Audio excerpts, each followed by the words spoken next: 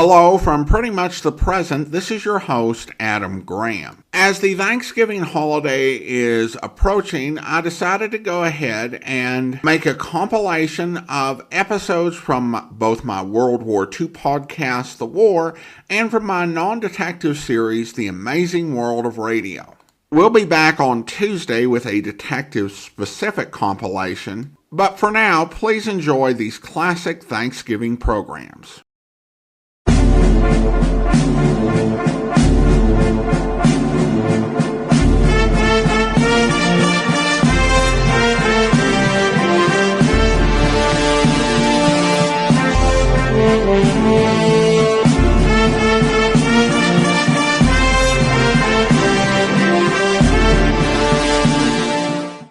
Welcome to The War. From Boise, Idaho, this is your host, Adam Graham. As we begin our series of Thanksgiving shows, we're taking you to Command Performance. Command Performance was perhaps the best of the Armed Forces Radio Services programs. It brought American service members overseas what they requested. In some cases, it could be a singer, a comedian, or it could even be a sound, like a cow mooing. Their goal was to bring a little touch of home to the soldiers and sailors and Marines who were serving their country overseas.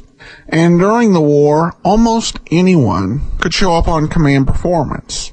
So it shouldn't be a surprise that Command Performance served up a Thanksgiving special. This aired on November 23rd of 1943, and it's hosted by the great Lionel Barrymore with a fantastic cast. So let's go ahead and take a listen. Command Performance.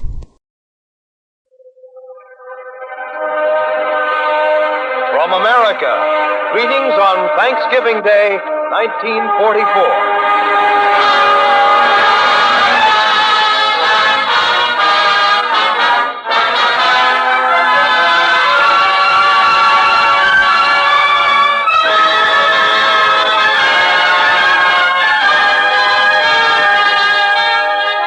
This is Lionel Barrymore, men, your old collection of hash marks.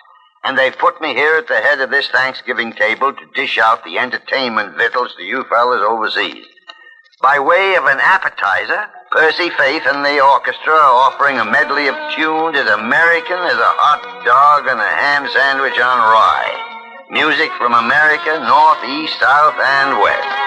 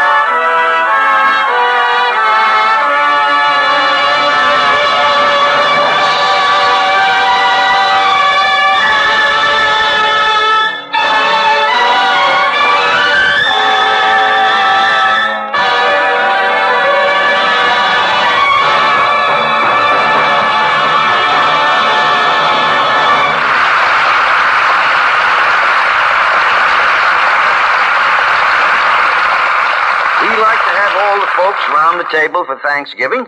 And we are mighty pleased this particular member timed a trip abroad so she'd be back with us today. Dinah Shaw.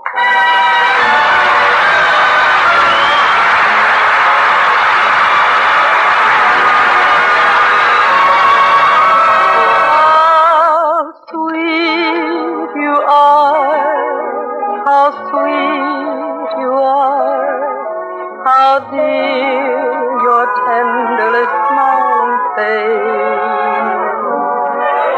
Through days all bitter and gray and grim,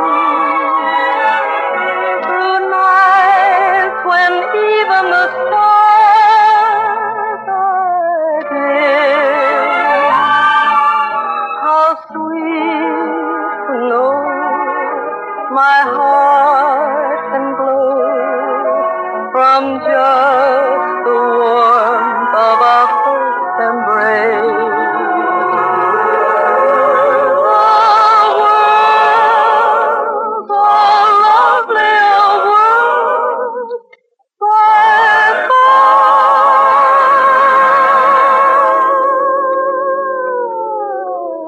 when I remember how sweet you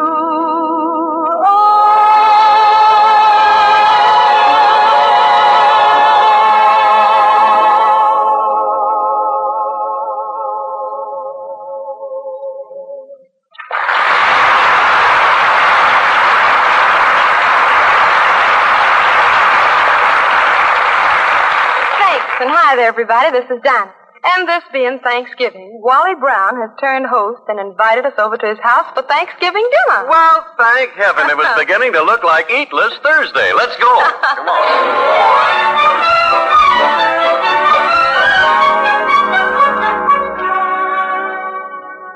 Well, I guess this is the house. Well, Dinah Shaw. Well, Wally Brown.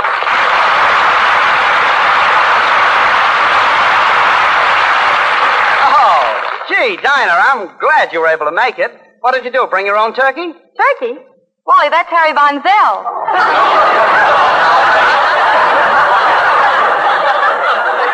Just a minute here. I do not look like a turkey. Or do I? Well, not a live one. Well, come on in. Come on in. Make yourselves at home. Gee, you got a nice place here, Wally. You were lucky to find a house like this with a swimming pool and all. Oh, it isn't bad. All except the front walk. What's wrong with the front walk? Every time I come home at night, I bump into those gasoline pumps. I mean, you... Oh. You see, I told you, Dinah, that wasn't the swimming pool we passed. That was the grease pit. Come on, here, let me hang your things up.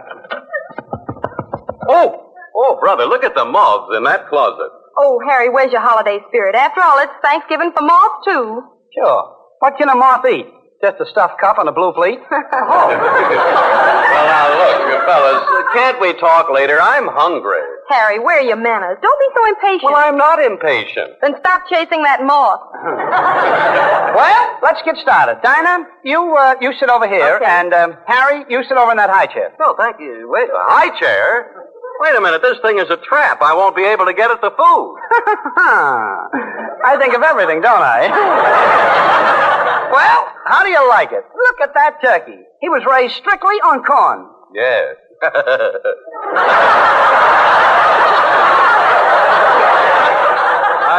And around here he had plenty to eat, too. Oh. Okay, kids, pass your plates. Harry, leave your teeth alone. No, it didn't. Wrong plate. Hey, butter! Look, he's got butter! Butter he's got over there! Wonderful stuff! Harry, it goes on the bread. You don't spread it all over town.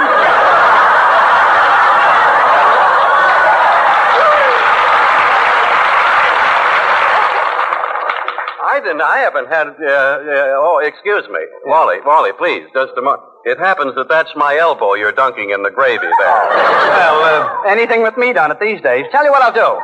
I'll give you 4 points for it. I'll take it. Okay, kids. What do you have? I'll have some white meat. There you are. Harry, what part would you like? Well, what's the difference? I know what part I'll get. Oh, well, this is a pretty good dinner. if I have to say so myself. And I guess I'll have to say so myself. This is a pretty good dinner. Oh, Thanksgiving. Strange how it all started, isn't it? Tell us a Thanksgiving story, Wally. Oh, but that's done it. And after dinner storyteller, probably he'll do card tricks, too. You talked me into it. Well, it started way back in there was a boatload of pilgrims. They left from they landed at they were poor. They didn't have any, they were on the rocks. There were hundreds of them. They were all trying to, but there wasn't enough room. I mean, how could they all fit into one Plymouth?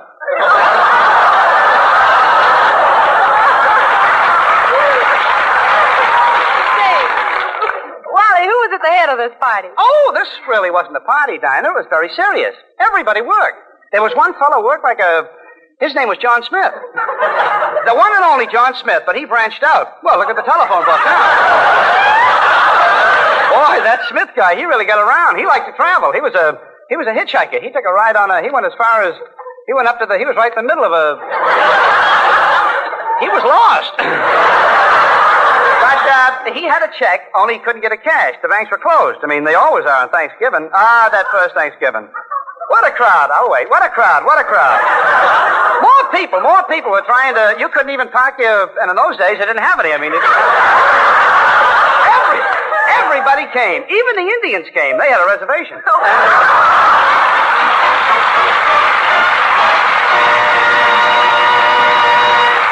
Thank you, Dinah Shaw, Wally Brown, and Harry Von Zell. And now, gang, here's another neighbor who's dropped in on us for a free drumstick. John Charles Thomas.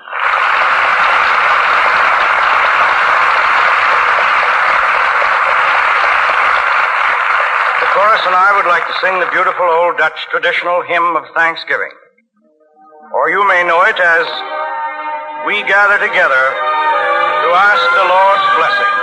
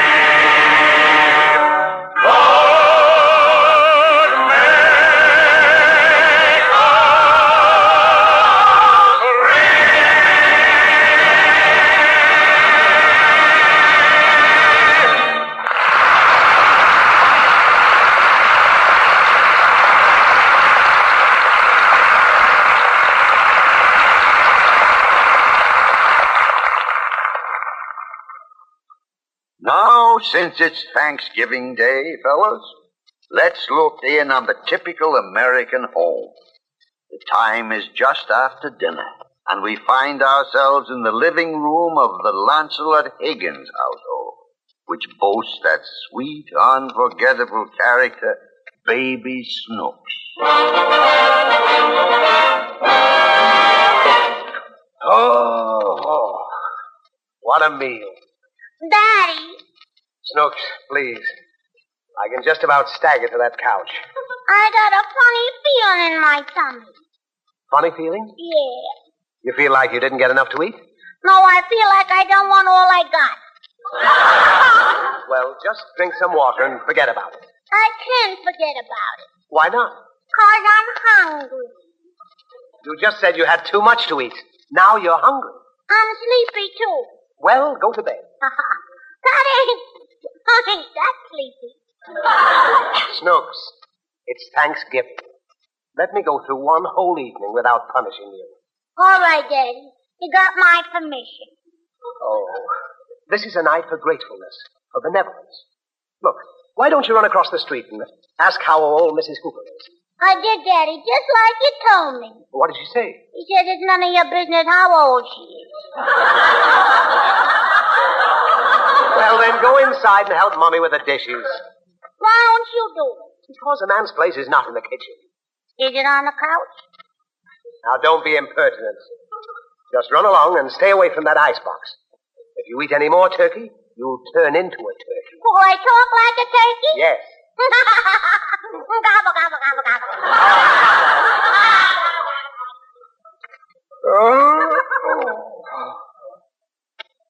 Oh, the child is right. I suppose I should go in and help the little woman with the dishes. But then why should I spoil that? I'm so clumsy I might break one. Thanks.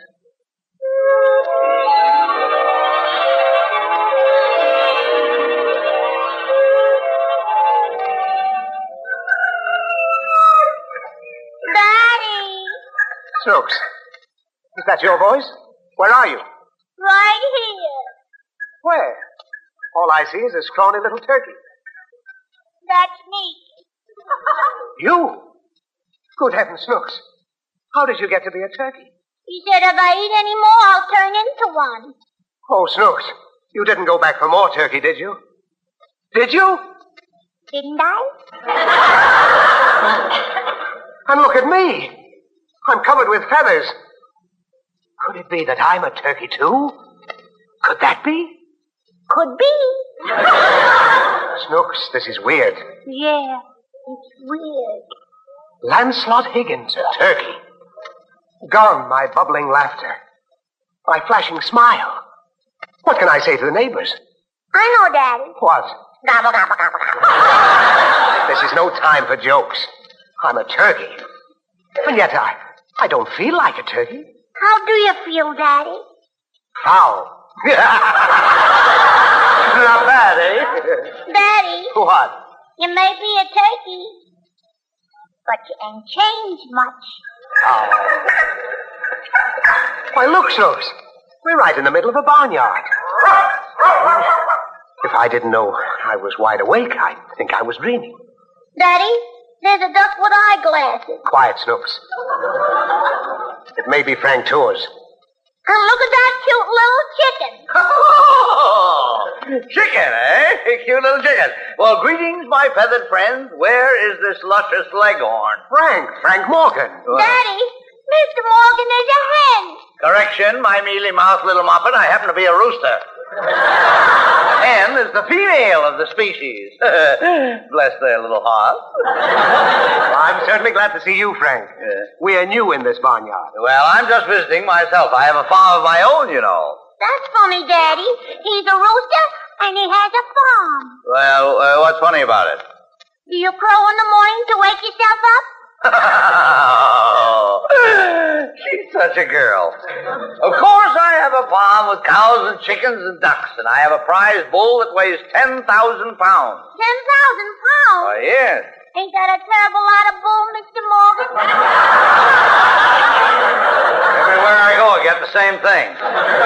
Well, see you later. I have a date with a gorgeous Guernsey at one of the local watering troughs. Elsie's her name. She's a model for Borden's. Goodbye, Frank. Don't get yourself into any hot water. Hot water? What have I got to worry about? I'm not a turkey. Snooks, I didn't like that laugh. What made him laugh? Maybe his feathers tickle. No. Snooks, do you know what day this is? Mm-hmm. It's Thanksgiving Day. Exactly. Do you know what that means? Sure, it means we're going to have turkey for dinner. No, we're the turkeys. They're going to have us for dinner. Oh. Us? Oh, what was that? It's a man with a gun, Daddy. It's Mr. Mudge. Mudge? Yeah. Why, of all people, he hates me. He'll wring my neck. Snooks, you've got to protect me. I got to protect you? Yes, I'm a great big heavy-set bird. You're just a runt. Why don't you protect me? Don't be silly. Who'd want to eat a scrawny, sawed-off, tired-looking little turkey like you? Listen. He's got a machine gun. That ain't a machine gun, Daddy. Oh, what is it? It's your knees knocking. Oh. Snooks, he's coming this way. Talk to him. I'll hide behind this rock. All right, Daddy. Leave it to me. Hey, you. You haven't seen a turkey around here named Lancelot Higgins. Lancelot Higgins? Yes, he's that big flannel-mouthed bag of wind who used to live next door to me. Never heard of him. Don't give me that. I know he's around somewhere. You know what I'm going to do when I catch him? You're going to stop him. Right. And then you know what I'm going to do? Uh-huh. What? You're going to kick the stuffings out of him. Exactly. What was that? It's somebody's knees knocking. Whose knees? Flannel mouth. Oh-ho! Run, Daddy. He's on to you.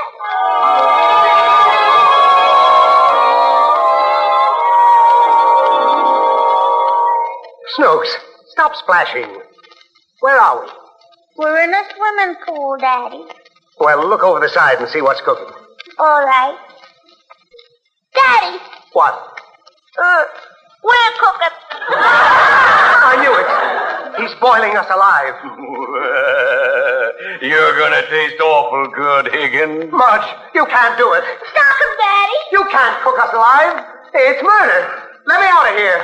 Let me out of here. Let me out. Let me out. Let me out. Daddy. Daddy. Oh, Snooks, it's you. Who'd you think it was? Oh, you're not a turkey, are you? No, I'm Snooky. Oh, Snooks, my little girl. Oh, you've never looked more adorable. Me? Yes. Come here and let me kiss you. Don't you feel well, Daddy? Never felt better, Snooks. And I've just realized we have a lot to be thankful for. Here I've been sleeping on the couch while your mother's been doing the dishes. Well, I'm going right in and straighten up the kitchen with her. Mm-hmm. Tomorrow I'll clean up the woodwork with her. And I'll think of something else for Saturday. Mommy's already thought of something. Oh, she has? How do you know? Well, she just said she was going to mop up the floor with you. Now I'm really cooked.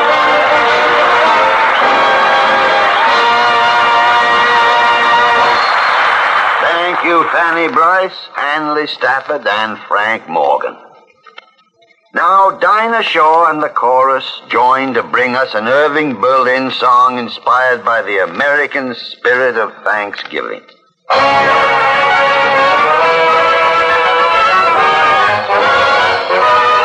Thanks for the Yanks, thanks for Russia's giant guns, and for all the others' fun of freedom.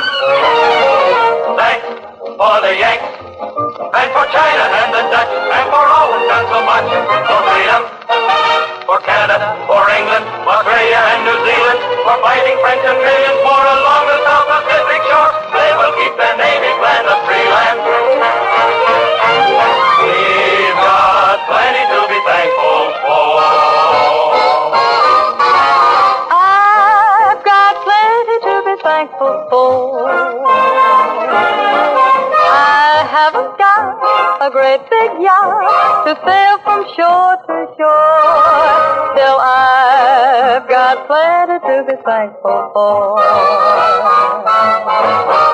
I've got plenty to be thankful for. No private car, no caviar, no carpet on my floor. Still I've got plenty to be thankful for. For the men who bear the title of the United States Marine.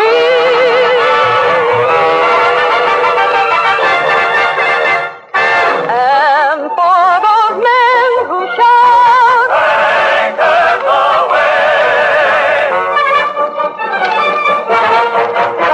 And for each rousing tale as they hit the dusty trail and those caissons go rolling along.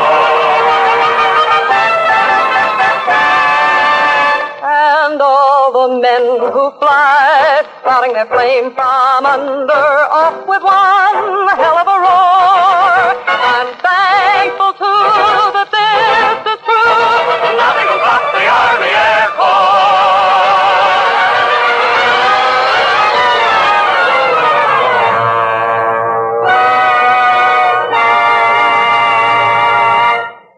We got plenty to be thankful for.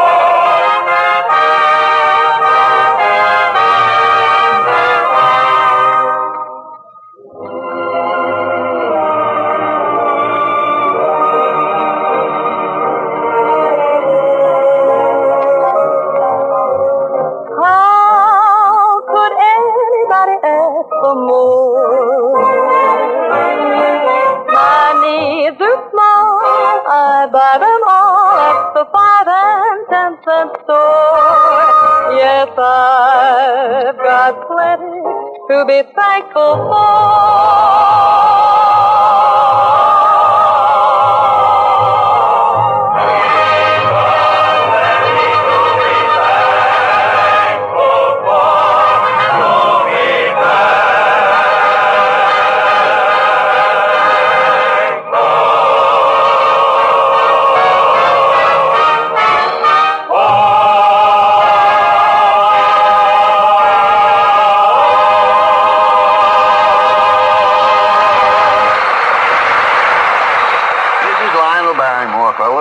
Winding up this Thanksgiving spread with just one or two more words.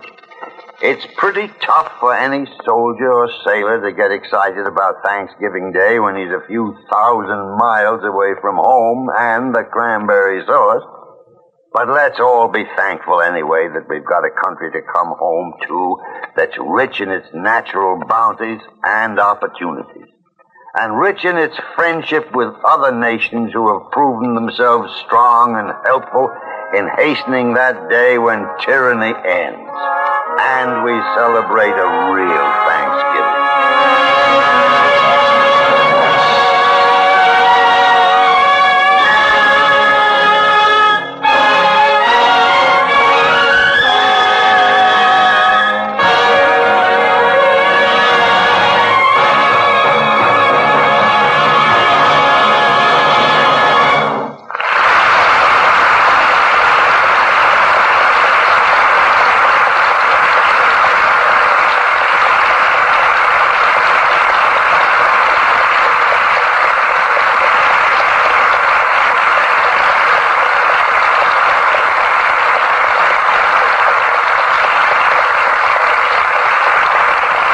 This is the Armed Forces Radio Service.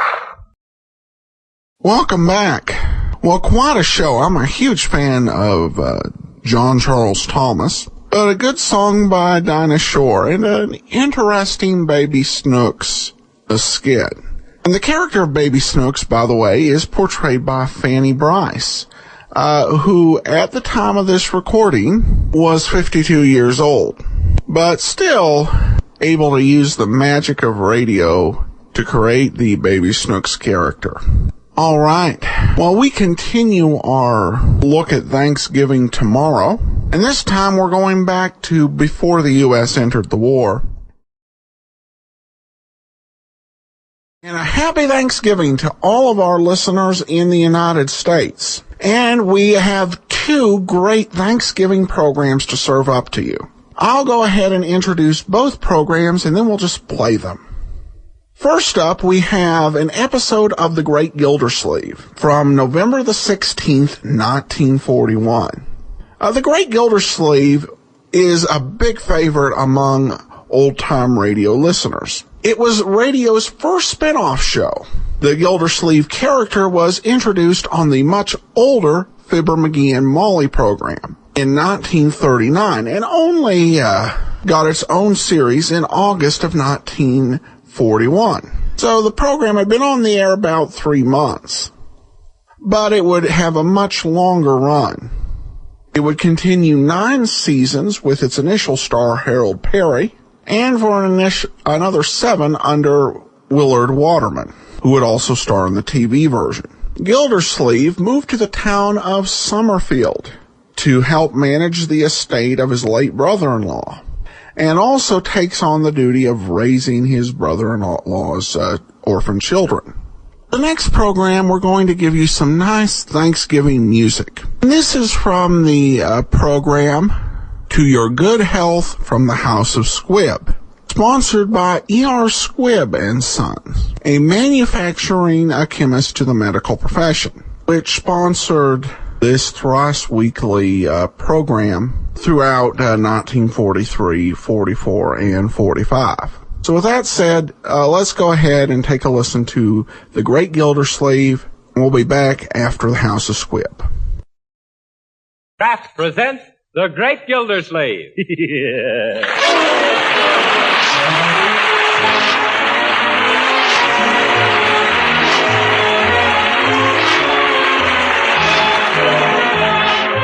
Each week at this time from Hollywood, California, Kraft presents Harold Peary as The Great Gildersleeve, written by Leonard L. Levin.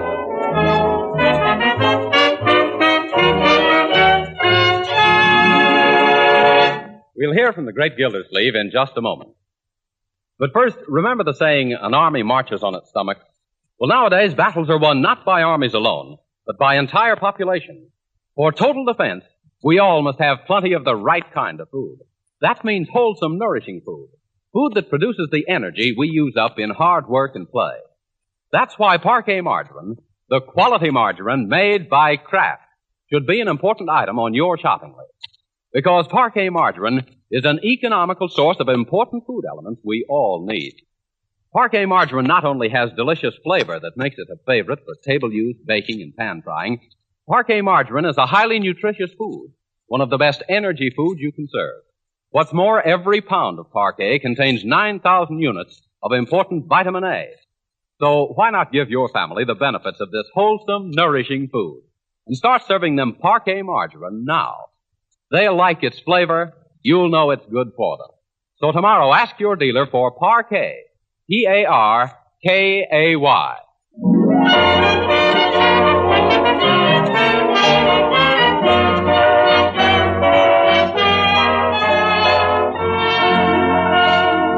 And now let's visit our friend, the Great Gildersleeve.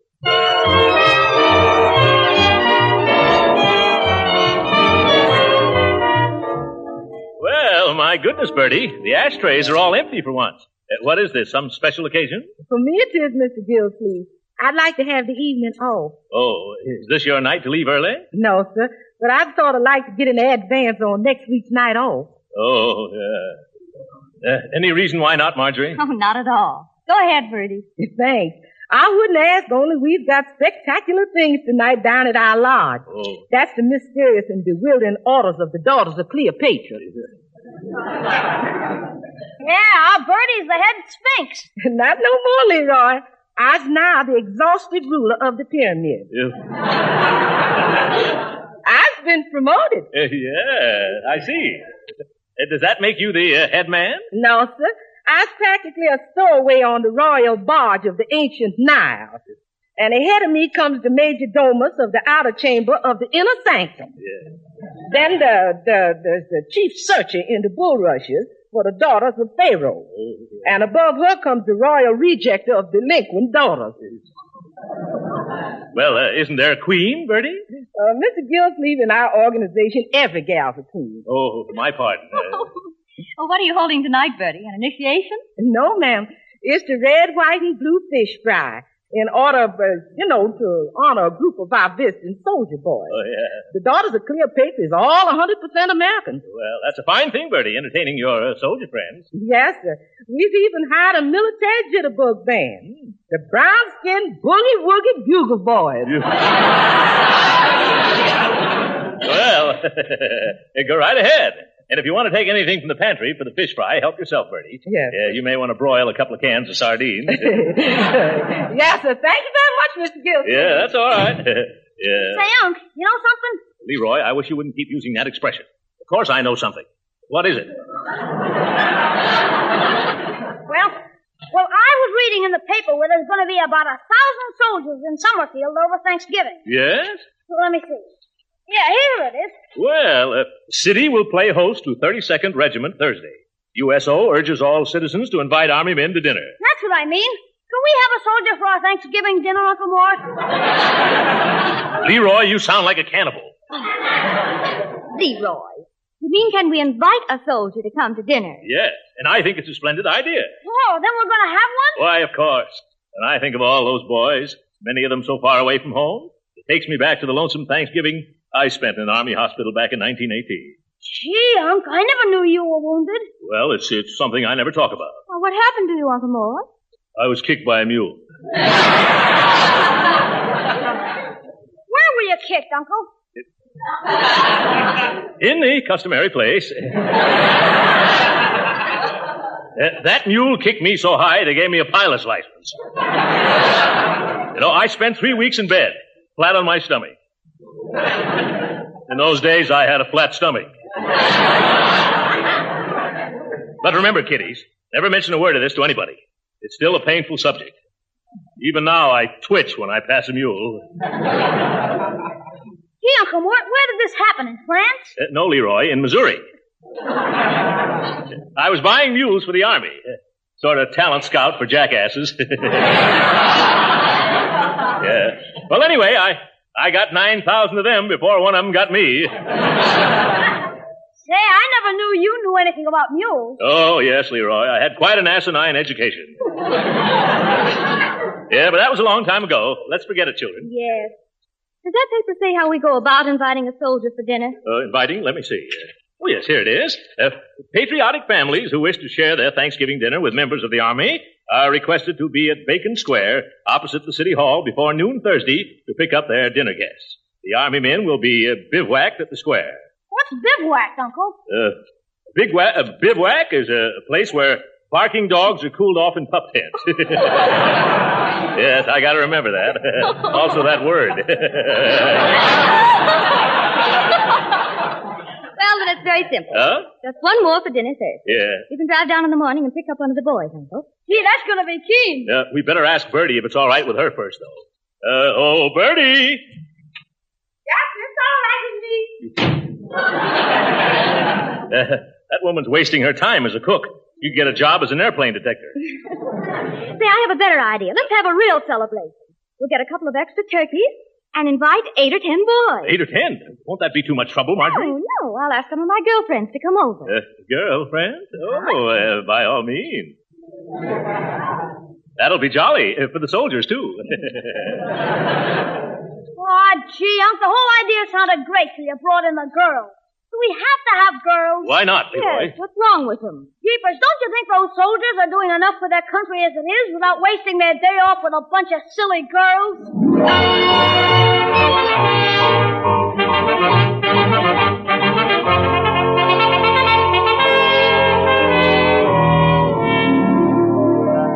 And in conclusion, fellow citizens of Summerfield, let me urge you once more on the eve of Thanksgiving to open your hearts and your homes tomorrow to the soldiers visiting our fair city.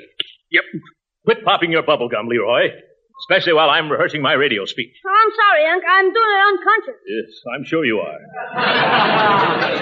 Young man, if you keep playing with your gun that way, someday you're going to have a blowout. And remember, you haven't got a spare face. Finish your talk, please, Uncle Mort. Well, I don't need to rehearse it anymore, Marjorie. I know that speech backwards. You do? Let's hear it. I bet it sounds even better backwards. Yep. Leroy, you keep that up and you're going to get some applause backwards. You know, I think it's wonderful of you, Uncle Morse, to go on the air tonight and urge everyone to entertain the soldiers. Well, people have always told me I should be on the radio. They say I sound just like that fellow who used to be with Fibber McGee and Molly. Oh, that's probably some of the girls now. Oh, wonderful. Oh, yeah. Cute, aren't they? Uncle Mort, I want you to meet Betty Wilkins and Mildred Turner. Hello, Well, How what are lovely you? friends you have, Marjorie. You should invite them here oftener. Much oftener. Oh, thank you, Mr. Gildersleeve. Not at all, my dear. I've always had an eye for redheads. But Uncle Mort, last year she was a blonde.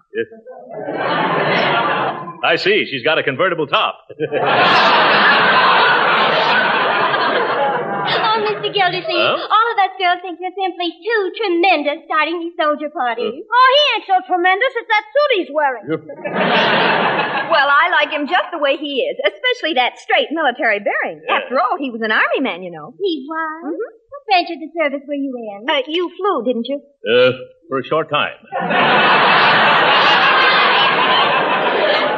What kind of a plane did you use? A plane? It's an old Jenny. And you were wounded, too, weren't you? Oh, dear. Whereabouts were you wounded, Major Gildersleeve? At the front? No, it was in the... Leroy. I was just going to tell him it was in the middle of... Leroy! But, Unc, you told me yourself you were wounded right smack in the middle of Missouri. Oh. Yes, that's right, in Jefferson City, Mo. But even so, you were lucky to have recovered. Yes. Everybody said I had a horseshoe in my hip pocket. I didn't get rid of it either till they operated. Well, what were you doing in the Army when you weren't flying, Major? Well, I was sort of a recruiting officer. Yes. I brought more than 9,000 recruits into the field artillery alone. I got a kick out of it, too. I imagine that must have been a lot of fun. Fun? Well, only at the beginning, my dear. I got awfully tired in the end. Hey, Uncle, isn't it time for you to go to the radio station? By George, you're right, Marjorie. Leroy, you want to come along? Well, I'd like to, Unc, but I got a little surprise of my own for tomorrow. I'm going over to Piggy Banks' house. Oh, say, while you're there, Leroy, remind Piggy's sister Penny about coming tomorrow. If you mean that Piggy Banks has a sister named Benny Banks? Yes. Uh-huh. She was named after her Aunt Penelope, who lives in Indiana. Auntie is one of the... Don't tell me, Marjorie, I know. One of the banks of the Wabash.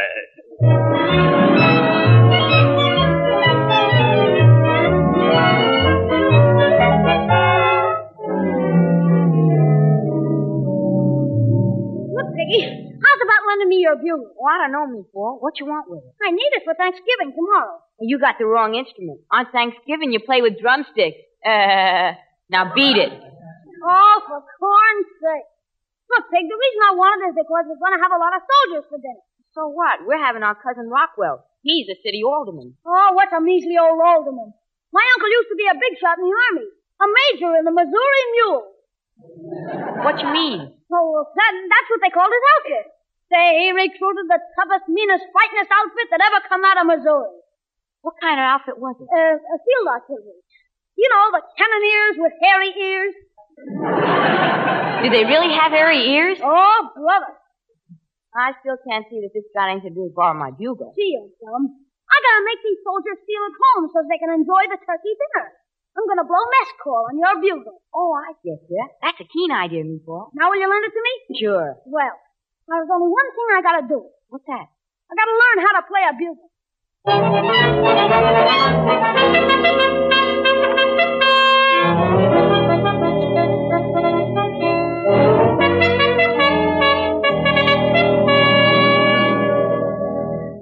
My, those turkeys sure look good, Bertie. You don't happen to have a spare leg, do you? No, sir, but I sure could use one with all the running around I got to do. No, Bertie, I mean a spare turkey leg. No, sir. I ain't going to subdivide none of them birds before the 0 hour. Oh. And when I serve them, they're going to be intact. A thing of beauty and a joy for about 2 minutes. Yeah. How about some stuffing, then? Nobody's going to do no stuffing no-how till everybody does. And that includes stuffing yourself with stuffed olives, too. Oh, yeah. You talking to me? Yes, sir. I've hardly got enough olives now to spell out welcome 32nd Regiment in the mashed potatoes. You know, people have been coming to the door all morning asking for soldiers for dinner. Just because you went on the radio last night. Yeah, but I told him to go down to Bacon Square. Jumping jeeps? What's that? Oh, it sounded like it came from the living room. Well, it can't be anything serious. Then again, maybe it can. I'll find out right away. Leroy! Yo. What are you doing? Learn how to blow a mess call, Unc. That mess call sounded more like a moose call. Why, won't those soldiers be surprised when they hear me blowing the bugle? Yeah, and won't you, too? Oh, gee, give me a little time. All I need is practice. Yeah? I heard in school that Grace Moore practices 6 hours a day. Yeah, a lot of good it does her. I bet she still can't play the bugle. Well, it's a sweet thought, Leroy, even if your music is sour. Oh, there's a doorbell. I'll get it, folks. Yeah? Excuse me, please. Is this the gentleman who was speaking last night by the radio from Soldiers for Thanksgiving? Yes, madam. Well, permit me to introduce myself. Mrs. Shapiro, glad to meet you. How do you do, Mrs. Shapiro? Glad to meet you. What can I do for you? Well, I got right now in the oven a nice young kosher turkey, and I am wanting a soldier who is likewise. I'm sorry, Mrs. Shapiro, but I haven't anything to do with these soldiers officially. You'll find them down at Bacon Square. Please. If the soldier boy I'm looking for is at Bacon Square, then he's not the soldier boy I'm looking for. Goodbye.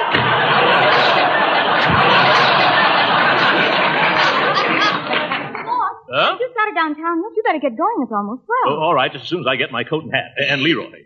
Leroy, come on if you're going downtown with me. Okay, Unc, here I come. Oh, stop that for a little. Young man, what are you doing swimming around in my old Army uniform? Gee, Unc, that's part of the surprise. How do I look? You and the mothballs look fine. Oh, girls, come in here and see Leroy. Look cute at that. Look, he's got Uncle's uniform on, and it's all pinned up. Isn't it cute the way the breeches almost reach to the floor and back? Oh, Major Gildersleeve, why don't you put it on? Oh, I'm sorry, girls. But I couldn't get into that uniform if it were 3 times as big as it is now and I was twice as small as I am. Which would still be half again as large as the suit would be if it were double the size of what it is now, which it isn't, thank goodness, because if it was, I'd have to wear it, and I can't because it doesn't fit.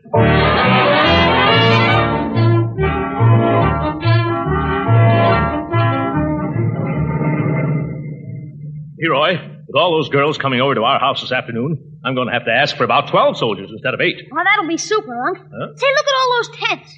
Gee, where are all the soldiers? Oh, they must be inside. Say, you don't think they've all been invited out already, do you? Leroy, you get the most fantastic ideas. Hello, where is everybody? How do you knock on a pup tent? There's nobody in here, Unc. Oh, my goodness, nobody home. Leroy, get away from that cannon before it goes off and takes you with it. Why did we wait so long? If all these pup tents are empty, I'm certainly going to be in the doghouse. Hey, Uncle Mort, here comes a soldier. Shall we invite him? Yes, of course. Oh, soldier. Yeah? How would you like to come over to my house for dinner now? Oh, I don't know. We're going to have a... Hey, wait a minute. You leave this boy alone. He's coming home to dinner with me. Is that so? Don't you try to rustle my recruit. I saw him first. Oh, no, you didn't. I saw him first. You did not. I saw him at least 20 seconds before you did. Mister, I saw this boy 20 years before you did. He's my son. Come on, boy. Mom's waiting. Yeah, Mom's waiting. Oh, my goodness. Leroy, if I don't bring back a bevy of boys for that gang of girls, my goose will be cooked instead of my turkeys. Hey, let's look in this big tent. Maybe somebody's here. Huh? Oh, hello, mister. Hello. This is the mess tent, Leroy. Hello, Sergeant. Leroy, this is the mess sergeant. Where can I find some of your boarders, Sergeant? They've deserted me. And after I've been working my fingers to the bone over a hot stove all morning. Oh. You mean they've all been invited to homes already? Everybody, including my dishwasher. Oh, Leroy, we're sunk. You're sunk? What about me? 50 gallons of the finest turkey a la king made from a special recipe created by Prudence Penny. 20 dozen dainty Parker House rolls that couldn't be topped by Parker House himself. And 32 mince pies made out of the tenderest part of the mint. Yeah. Well, I can sympathize with you, Sergeant, but maybe you can help us. How? Well, it just so happens that we've gotten ourselves into something of a mess, Sergeant. We have 3 turkeys and almost a dozen beautiful girls at our house, just waiting to entertain some soldiers. Yeah, you should see the cookies that are waiting for the rookies. You'd have a wonderful time at our house, Sarge. How about taking off that apron and coming with us? I'm sorry, sir, but I'm on duty. Yeah? Like the captain of a ship, everybody else can leave. But I gotta get down with me pipe. Gee, that's too bad. Come on, Unc. Before you go, I got just one slight request I'd like to make. Would you please take a taste of my turkey a la king? Well, I don't think Oh, come on. Huh? Just one teensy-weensy little taste. Well. Just so I didn't labor all morning in vain. Here. It's conscientious, isn't he, Leroy? Well, thank you. You have some, son? Thank you, but it has spoiled my appetite for dinner. And I've been saving this appetite for a week. How do you like it, mister? Well, I think I'll have a little more. Oh, no, Uncle Mort. Come on, we gotta dig up some soldiers. You're right, Leroy. Are you sure you won't come with us, Sarge? No, buddy. Duty is duty. And besides, the colonel would be sure to catch me if I sneaked out. Oh, the colonel. I'll bet he's got a few soldiers up his sleeve. Where can I find him? Way over there at the other end of the square, sitting in his tent. Well, come on, Leroy. We'll lay our troubles in his lap.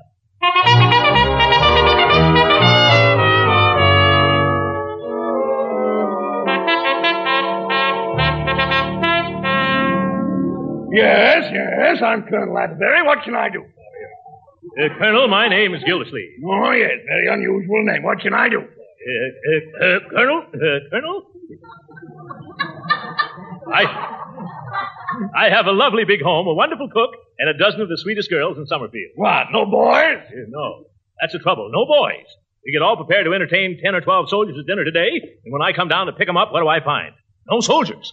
Not a single solitary rear rank, third assistant buck private. Well, I'm sorry. Sorry, he gargles. By George, this is a pretty pickle for our army to get itself caught over a barrel into. Yeah, and after I've been practicing mess calls all day, too. Yes, the poor little fellow almost blew his brains out. Well, I'll tell you what I'll do, Mr. Gildersleeve. So I think I know you from someplace. Huh? Yes? Yes, I can't place your face, but your manners are awfully familiar. Well, never mind. As soon as some of our men return, I'll send them out to your house. Huh? That's just the old brush-off. I'm just stubborn enough to stay right Stubborn? here. That's it. I've got it. Huh? Mule. That's where I know you from. You were stuck again, Gildersleeve. The officer who bought more bad mules than the whole artillery could shake a stick at. Why, you... Don't pay any attention to the way he jokes, Leroy. Great kidders, these army men. Well, Colonel, now that you recognize me, I hope you'll trot out some suitable recruit for us to take home. Gildersleeve, I've got just the right detachment for you. Wonderful. Who are they? Some old friends of yours. A whole corral full of mules. They'd just love to be your guest. Whoa! Come on, Leroy, let's get out of here. What am I laughing at? Darn it.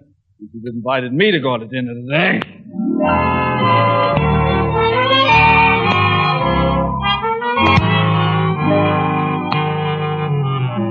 Leroy, you better run along home now and tell the girls I'll bring back some soldiers if I have to call out the Marines. Okay, Uncle, where are you going now? I'm going to try the USO headquarters. If you see any soldiers on the way home, grab them, even if they're wearing Civil War uniforms. I'll do my best, Uncle Mort. See you when you get home. Yeah, all right, Leroy. Look who's standing on the corner. Well, hello, Judge Hooker. Hello, Gildersleeve. What's wrong? You look as though you've lost your last friend. But of course, I know that happened years ago. Gildersleeve, I'll thank you to keep your nose out of my business. I'll be only too glad to. What are you doing hanging around street corners? Well, it's a long story. Huh? I happened to turn on the radio at home last night, and there was a fellow urging everyone to invite a soldier to dinner. Oh, he did. That speaker.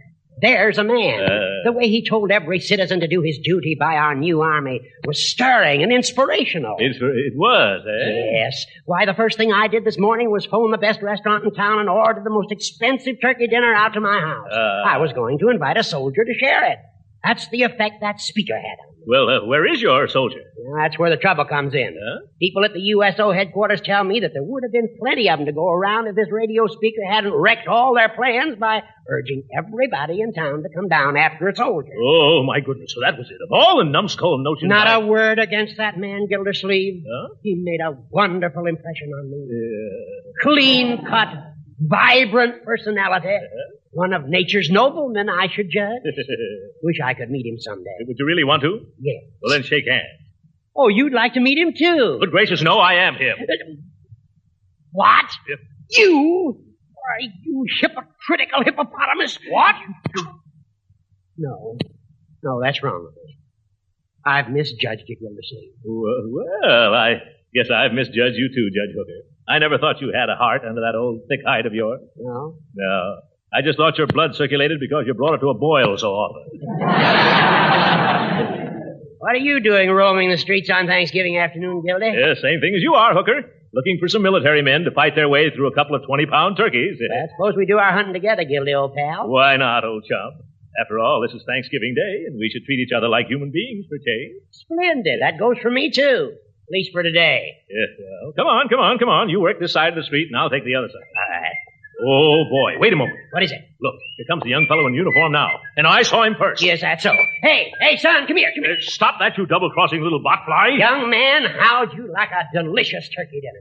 Huh? Who, me? Yes, he wants you to come up to my house. I don't either. I'm in my house. I've got a great big turkey just for two of us. We got 4 turkeys at our house. We'll give you a whole one for yourself, son. Oh, gee whiz, I couldn't eat that much. And besides, I'm supposed to report to USO headquarters. They're closed for the day, Corporal. Not to my house. Oh, but I'm not a corporal. Of course not, Sergeant. Now, my car's right over here. So if you'll excuse us, Judge. No, come this way with me, Lieutenant. You wouldn't like it at his place, Captain. Oh, now, gentlemen, please, let go of me. Hey, you're tearing my uniform. Let go of the Major's uniform. Let's trot along. Okay, if you want to get indigestion. Now, my turkey is... His turkey is as old as he is and just as tough. Hey, I wish somebody would tell me what this is all about. Don't let him confuse you, son. I'll take you to a movie after dinner. A movie? We're going to have dancing at our house. We'll have 12 beautiful hostesses to dance with. Oh, who wants to dance on a full stomach? You do, don't you, son? Well, gee, I don't know. I never learned. No time like right after dinner. Come on, that's my car right over there. Of all the low-down, backbiting, double-dyed, unscrupulous louses, I've had enough. Come back here, young man. Yes, you. I'm going to start off entertaining you this afternoon by making this fat worm fold up like a road map. Here, hold my coat. I'll be very glad to. No, I won't. Now, see here, Hooker. You point a pinky at me, and I'll beat the daylights out of you and then back in again. Gee, aren't you two fellas a little too old for this sort of thing? You keep out of this. Who invited you to? Say, I invited you. Come on, let's go home. No, you don't, Gildersleeve. I'm going to knock you colder than an Eskimo mother-in-law's kids. Why, you old... Oh.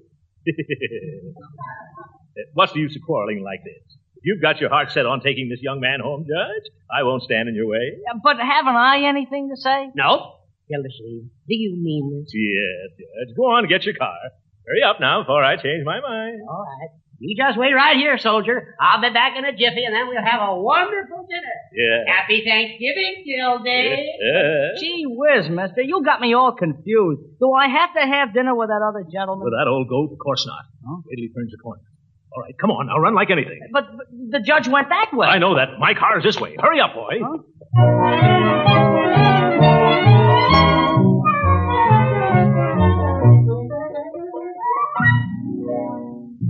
Oh, at last. There they are now.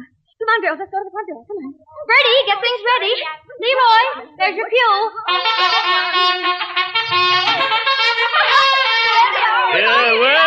Well. Here we are at last. Step right in, son, and meet everybody. Gee, thanks. Girls, this is Jerry Arnold. Private Jerry Arnold of the United States Army. Oh, no, sir. Oh, you're not a private? Oh, no, sir. I'm not even in the Army. What? You're not? I know, sir. I'm a Boy Scout. Oh!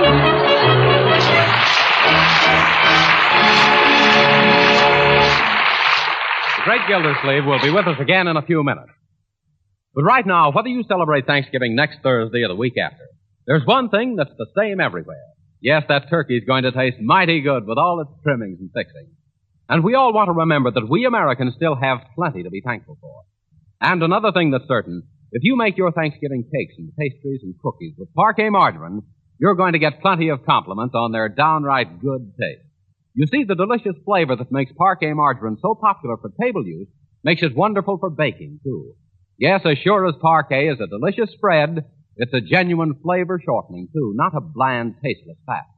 Parquet adds flavor to pan-fried foods, too, and it doesn't spatter or stick to the pan. So serve Parquet margarine at the table. Use it for baking and pan-frying, too. Remember, you can use all you want, because Parquet margarine is economical and good for your family.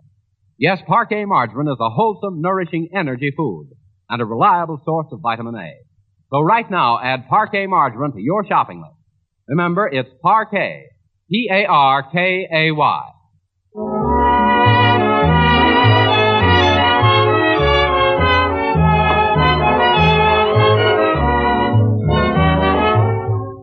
Sorry, our time's up. Happy Thanksgiving, ladies and gentlemen. Good night.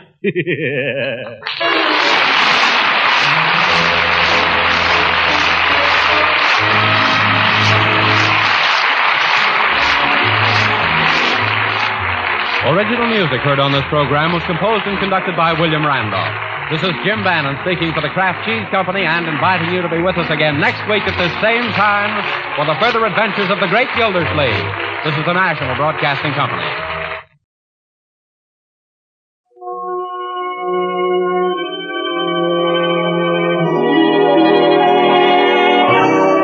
To your good health from the House of Squibb.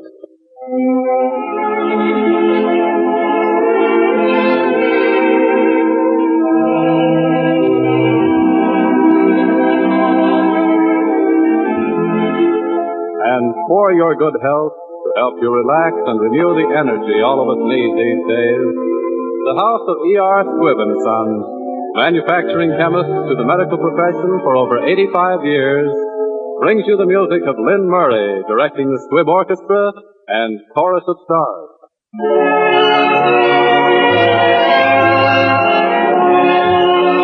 For your pleasure, on the eve of Thanksgiving, the song Daybreak. The voices, the Squibb Chorus of Stars.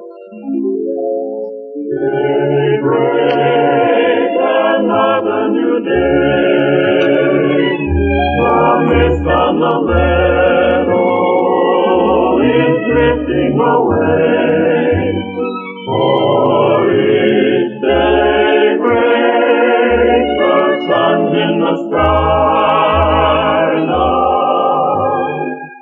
and flowers break loose their blanket of blue. Sunlight, how lovely it is to see from my window a sky full of breeze. As the white clouds sail on through the blue, at daybreak I daydream of you.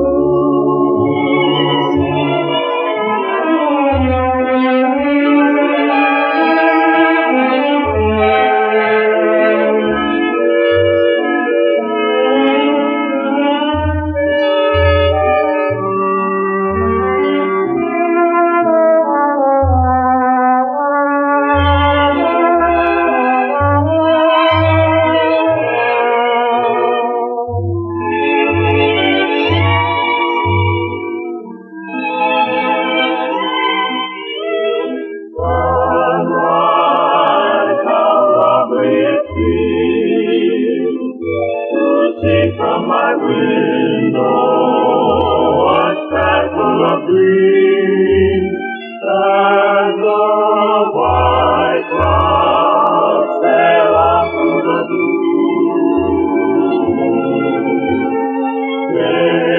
Daybreak, I daydream of.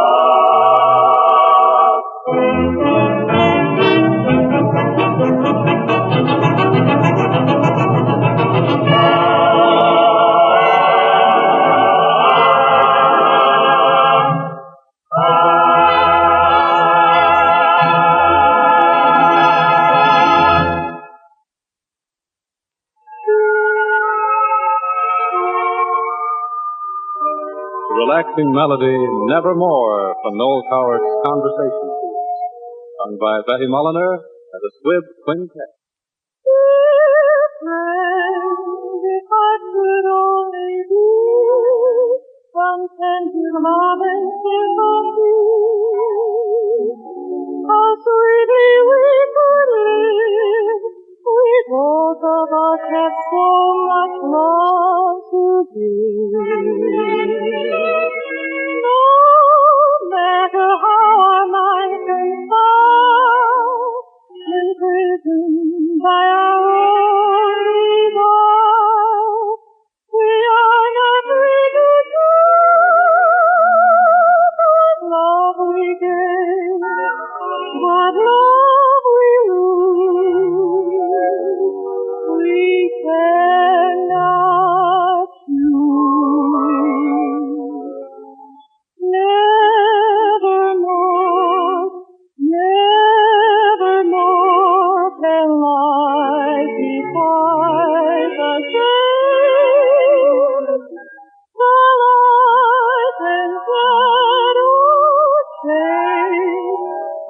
the old familiar world is there.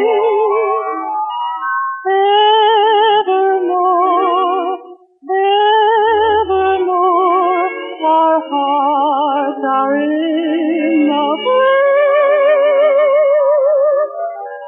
Oh,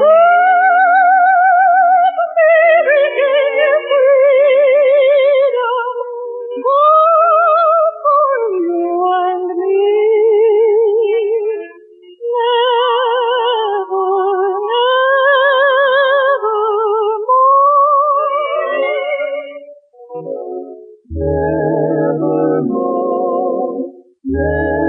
Nevermore can life be quite the same. The light and shadows change. All the old familiar world is evermore, evermore, our hearts are in the place of the Peary in their freedom, both for you and me.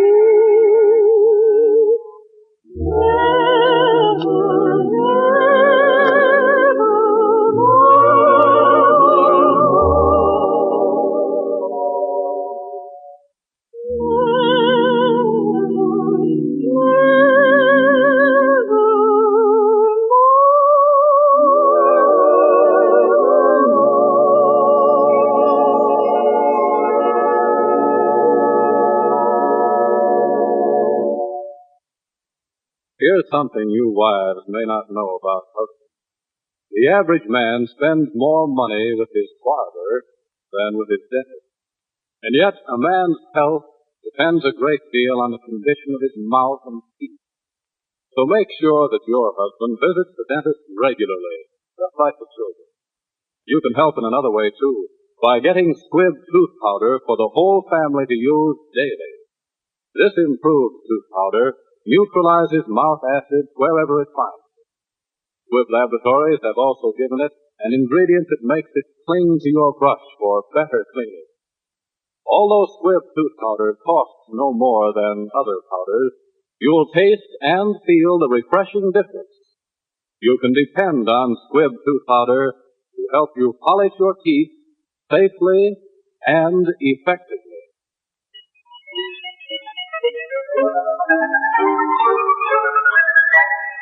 To your good health again on Thanksgiving Eve, presenting the Squibb Orchestra under Lynn Murray's direction. The melody, Badinage by Victor Herbert.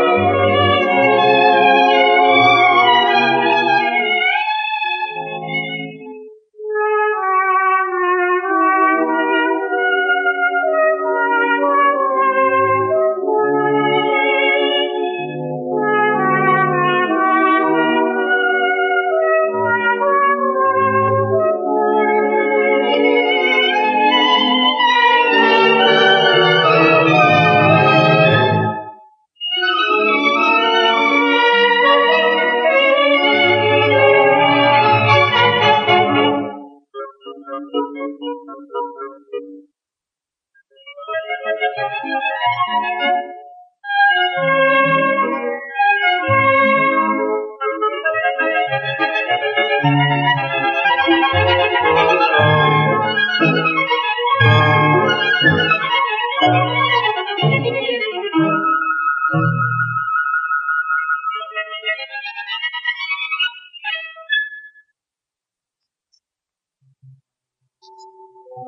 gather together to ask the Lord's blessing.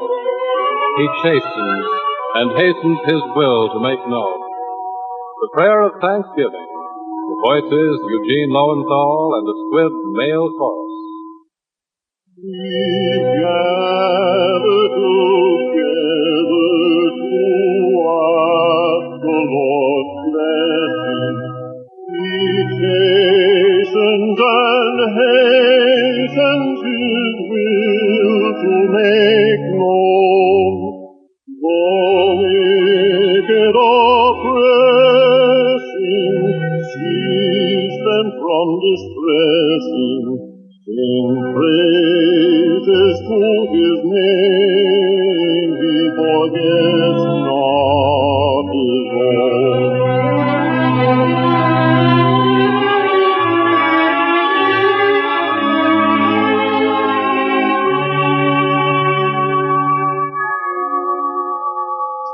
Beside us to guide us, our God with us join, ordaining, maintaining His kingdom divine. So from the beginning the fight we were winning, the Lord was set aside, all glory be thine.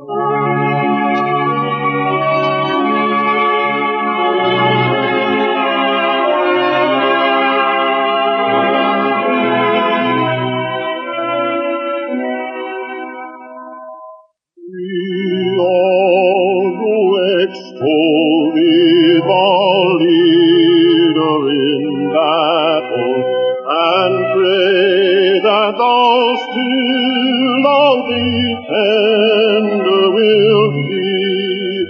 Let Thy congregation escape tribulation. Thy name be ever praised. O Lord, make us free. Lord, make us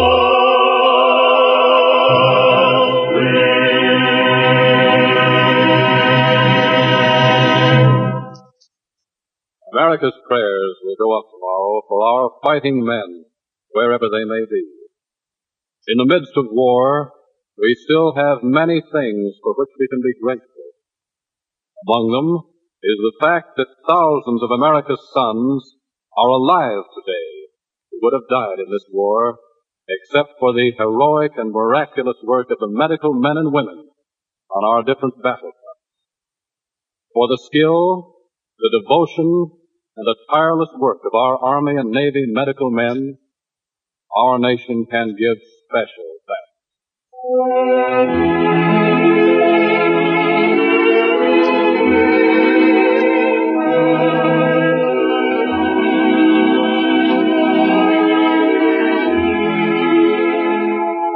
Here's to your good health from the House of Squibb.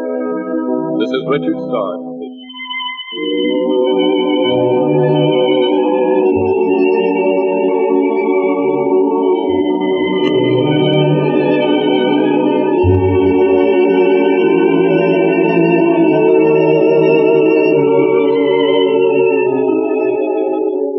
To Your Good Health from the House of Squibb is presented every Monday, Wednesday, and Friday at this same time.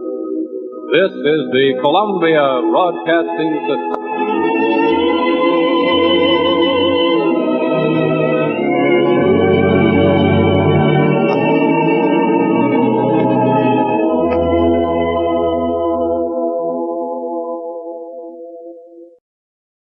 Welcome back. I won't offer a lot of commentary. I will say that what I really liked about the Gildersleeve episode was that of all the things that people compete over, rushing to be the person who gets a good deed done, that is a great change for any society. And I will say that I love 1940s music, and I love the House of Squibb. And that's just such a great way to set a tone for Thanksgiving. And I hope you had a great one. Well, we'll be back tomorrow with another episode of The War.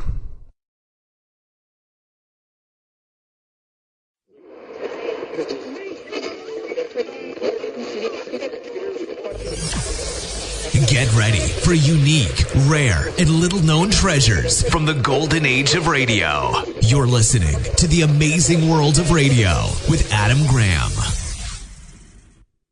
Welcome to the Amazing World of Radio. From Boise, Idaho, this is your host, Adam Graham. If you have a comment, send it to me at box13@greatdetectives.net. Today's program is brought to you by our Patreon supporters who support the great detectives of old-time radio. This is our Thanksgiving program, and I'm bringing one that I did on the war, but I think it is relevant to our time, and even though it was made 75 years ago. For many, this has been a very difficult year, full of stress, violence, terrorist attacks, disappointments, and all sorts of craziness. And if it's been that type of year, Thanksgiving can be a challenging time. And that's what I like about this story. It was set in 1941, year in which America had been gearing up for war as production continued. Across the world, people were starving, as the war had already begun throughout Europe and the Pacific. And there were so many tragedies. And this really formed the basis, or the undertone for this production. And so, even though it was made 75 years ago, I think Psalm for a Dark Year has some great relevance to our time. Now we turn to the Columbia Workshop with the original air date of November 9th, 1941, and Psalm for a Dark Year.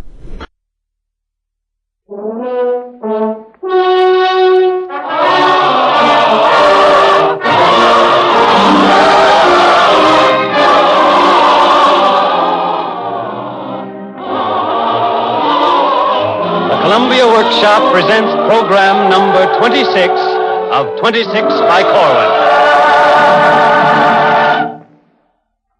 Psalm for a Dark Year. An ode of thanksgiving, written and directed by Norman Corwin, with an original musical score composed and conducted by Alexander Semler.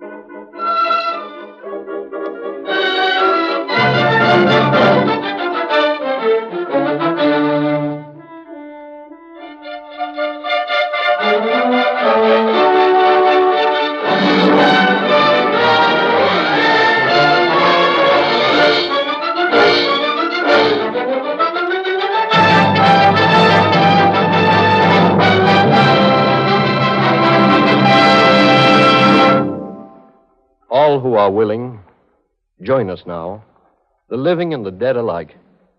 Sit round our votive table and give thanks where thanks are due.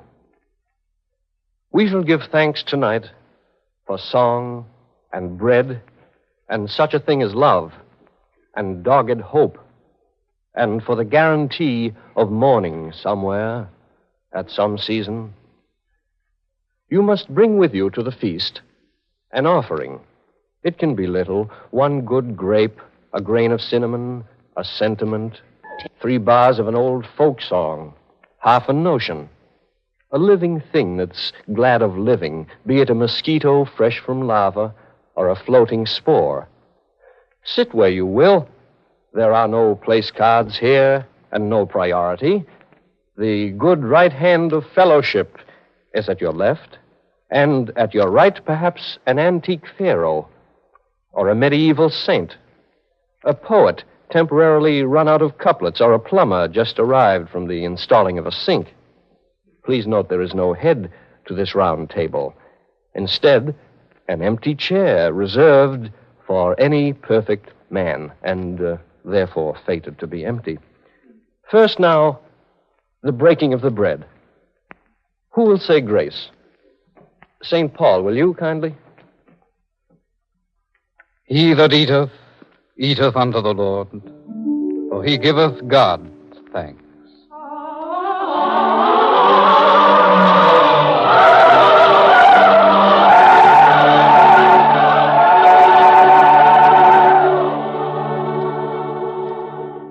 There will be music such as this throughout, for song is celebration, whether it is tuned to joy or woe or to the passions in between.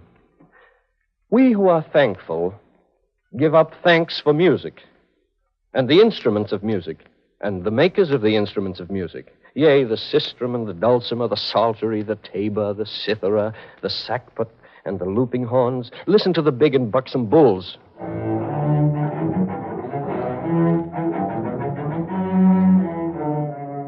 The gentle fiddles gamboling across the staves.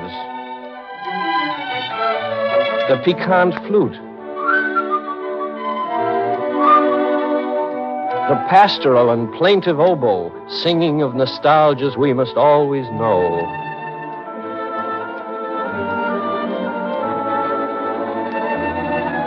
And the celeste, to which the planetoids prefer to dance. Also, that wondrous instrument which can speak words and give them meaning, inflect them, playing on the mind a spirit bowstring, the human voice, the various and sweet and pungent human voice, now seraphim, now Satan.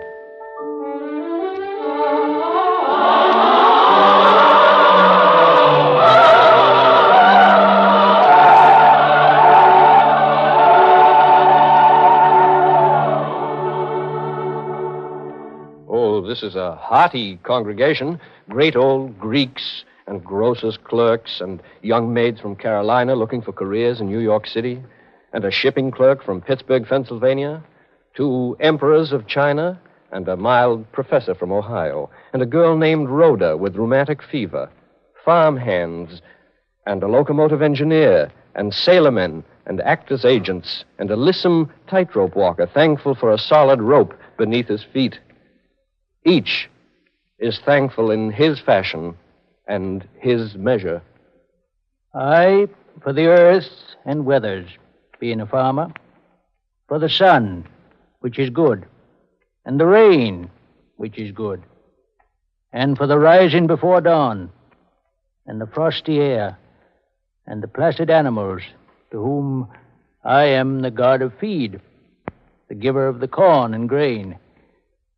And I am thankful for the day, which is good, and the night, which is good, and for the hard one sleeping, which is also good.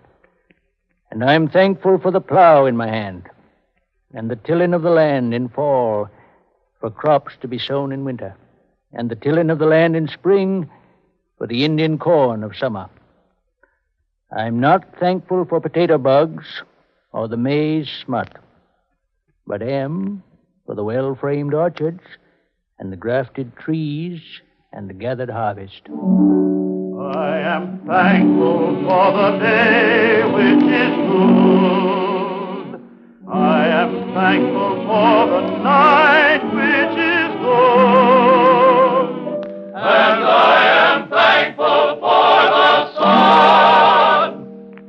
I am thankful for the rain.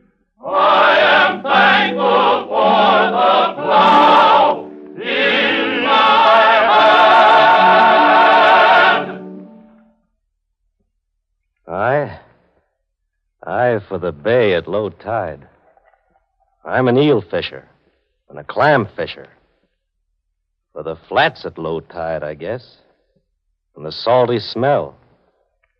For my clam rake and spade, I guess, and the spear I use to snag eels with, and the bellboy off by the shoals. And then the seagulls which circle overhead and glide along the beach all day looking for clams, too, like me. And I like to think sometimes of the thin rim of dried salt on the spit of sand where the last wave breaks when the tide's going out, and of the bright days when the water is blue, and the gray days when the water is gray. I'm thankful to God for clams and eels and low tide, I guess. I am thankful to God for clams and eels. I am thankful to God for clams and eels and the low tide. I, being a mother several times over, am thankful for the love of it and the pain of it, for the growth up from the crib and the teething and all the trouble and the coming out of trouble, for the cured abscess of the ear which Emmy had, getting better the way it did after we were so worried and sat up all night for 2 nights and didn't get a wink of sleep.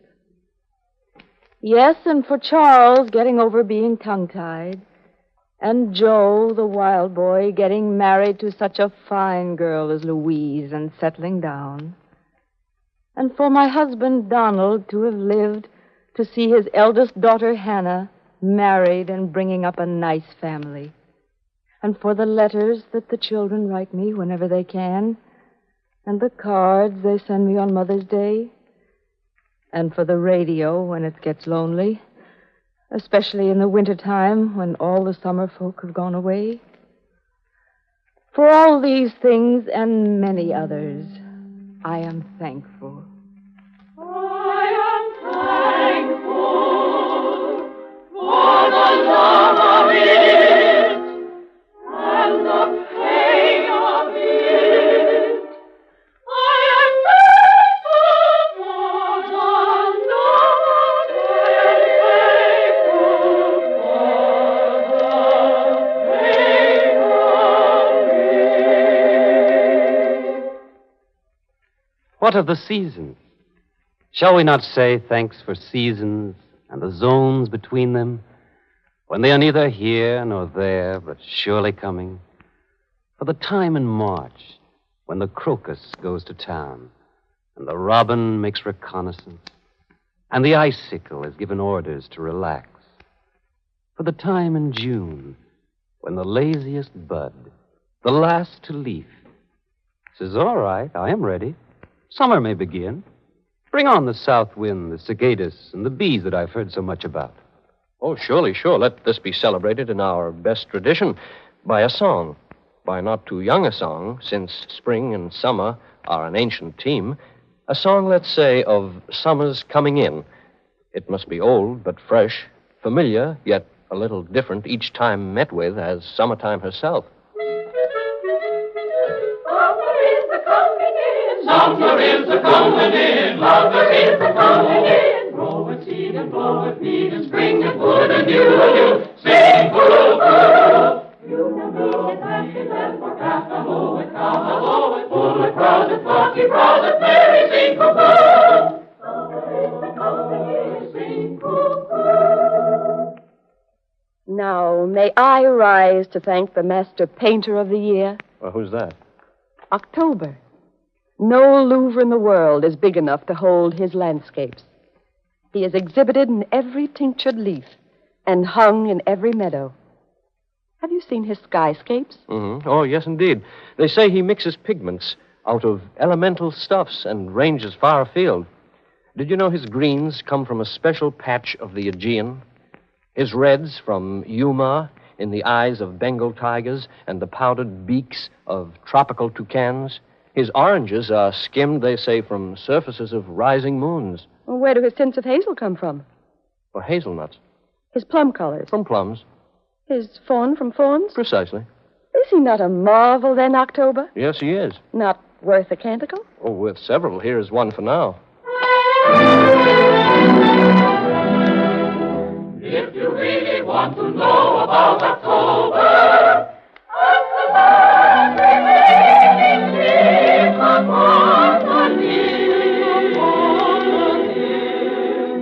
Ask the squirrel what has gotten into him. Ask the ant why he's so sober in the good month of October. In the good month of October. Ask the pumpkin and the corn and the crisp and sunny earth and the woodland and the hollows and the robins and the swallows. If you really want to know, about October.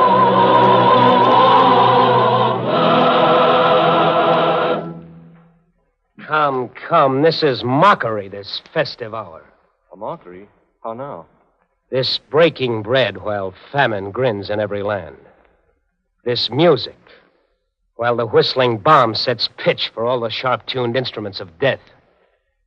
This talk of landscapes when the color of the earth is red and growing redder, and you know it.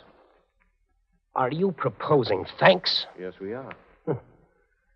Why, if Satan himself was sitting here among us, he could reasonably proffer thanks to all of our kind for many favors done him and continuing. His horsemen thunder down the ways. His legions multiply like festering bacteria. How can our thanksgivings be unaffected knowing this? Look, no empire built of darkness and disease of soul shall give us pause. The interlocking fury of free men will, like a blinding and a sterilizing shaft of light, nullify such decay. What comes of festering bacteria in the sunlight? It doesn't matter. While we speak, new fallen angels plummet from the skies like a malignant hail. The air is a shriek with misery. Yea, the earth is fevered. Pity and mercy both are exiled to a foreign star. And charity's aghast to see 1,000,000 of our brothers writhing in the puddle of their blood. Has there ever been a tempest time did not outride? The truth that was mixed in with the molten ores when still our smoking planet sought a place among the systems, that truth awaits extraction like a rare but mighty radium deep in the bowels of the earth. Those who have held it shining in their hands never will be countervailed. Never countervailed. Though crucifixion test it, and armies of defenders stagger backward through the night. Once we understand, no weapon in the hand of any host of any hell can strike asunder man from man. Brothers are not for long divisible. Let us be thankful now for this.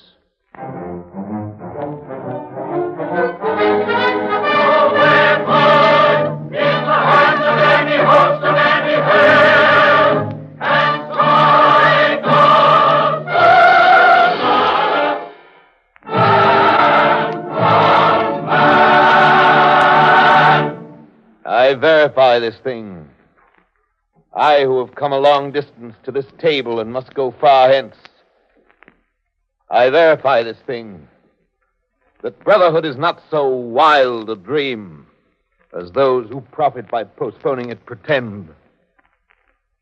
It cannot be that common kindness and a working plan are more bizarre imaginings than that a man should squeeze the world into a room and speak across it casually and be heard. I am a wanderer, was born in exile as my father was, and as my children will be. I am of a race which lives in every clime and under every flag except its own. I verify this thing.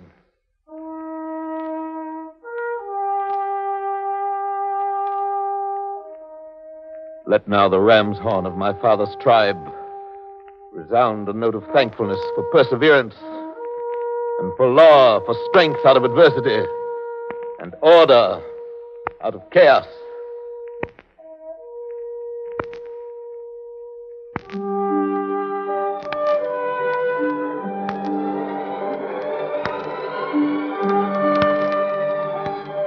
Listen to it. As the shrill wind blowing down the wrinkled plains of Shinar through the selfsame wildernesses, past the hoary head of Sinai, blows the melancholy shofar. Sounds the shofar down the ages. Egypt, Jericho and Persia, Greece and Rome, and the dispersion, pogrom, ghetto, inquisition, past the rise and fall of empires, past the ebb and flow of eras, through the gauntlet of affliction, index in humanitarum, pox and phthisis, plague and cannon, still, above the blare of trumpets, still above the brass of hatred, blows the horn of benedictions. Men have listened. Men have listened. They will listen yet tomorrow for the horn of benediction. For the horn of benediction.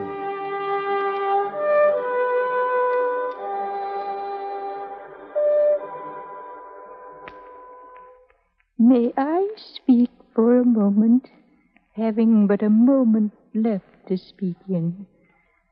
I, too, am listening for a horn to blow, one which will call me from this time and place to another time and place. In this, my 92nd year, my eyes grown dim, my hearing poor, sleeping most of the time, the foothills of sleep before I reach the mountains. I am thankful for still, clear memories, both big and little, happy and sorrowful. Of the dress I wore at Lincoln's second inaugural ball. Of meeting Edward on a sleigh ride one December night when the moon was new and Mount Toby lay frozen under stars that seemed so low you could almost touch them. Of the morning Ralph was born. Of how little Edwina died of the diphtheria. Of all the other memories, the many, many other things too full to hint at, too many to contain. I joke with my grandchildren when they come to see me now.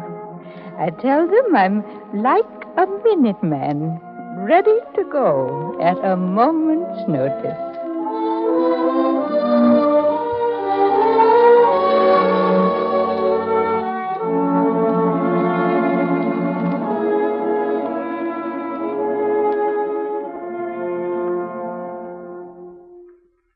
Will you pardon my appearance, good friends all?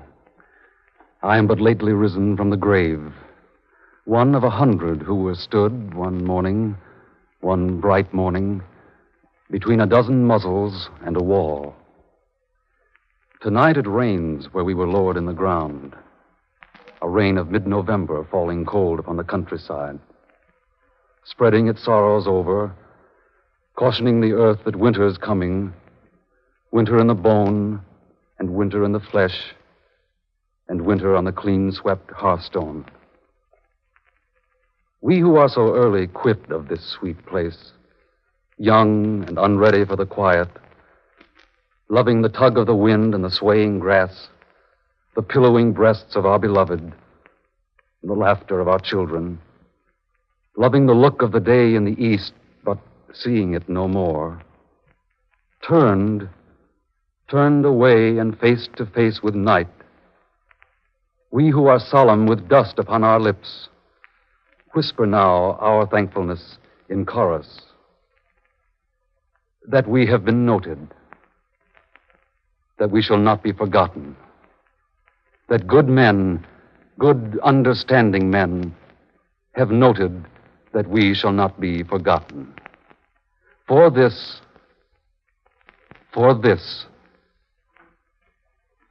much thanks.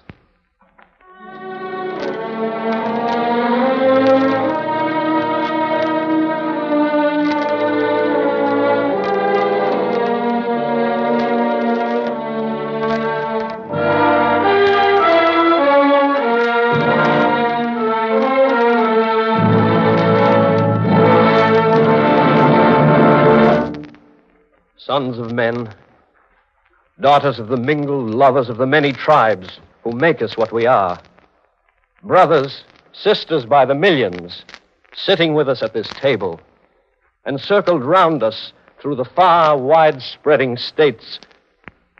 What year this is, we shall not soon forget. Remark it, each of you belonging to it. This year shall skulk among the blackest annals ever, pitied, wondered on, and sung about as long as our posterity looks back to see the how and why of what has gone before. None of us makes pretense to himself of tranquil temper. There are no barefoot pleasures in these hobnailed times. The world is burning. It is burning. Flame is never subtle in its ways. It has a pattern all can recognize. We smell the smoke and feel the scorching air and see the embers snatched up by the winds and blown this way and that. But we are thankful in this graceless year for the strong joy of the challenge, for defiance in the nostril and the weapon in the hand. Shall we despair, who've suckled freedom on the brew of vintages of wrath? Shall we be thankless for the passions stirring in our blood? The love of country, of each spine of cactus and each particle of mist? Shall we be thankless for the way we walk, fearlessly, not stealing glances backward? For the way we talk, for scorn and laughter and the clenching of the fist? Come, Americans, come now, and praise the broken bread together, and the fiddle, and the tilling of the land, the bellboy by the shoals, and Joe, the wild boy, getting married to Louise. Praise now October and the Song of Songs together. Praise the men who never shall forget.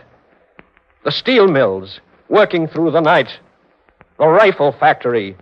The weapon in the hand. Arise now and give thanks where thanks are due.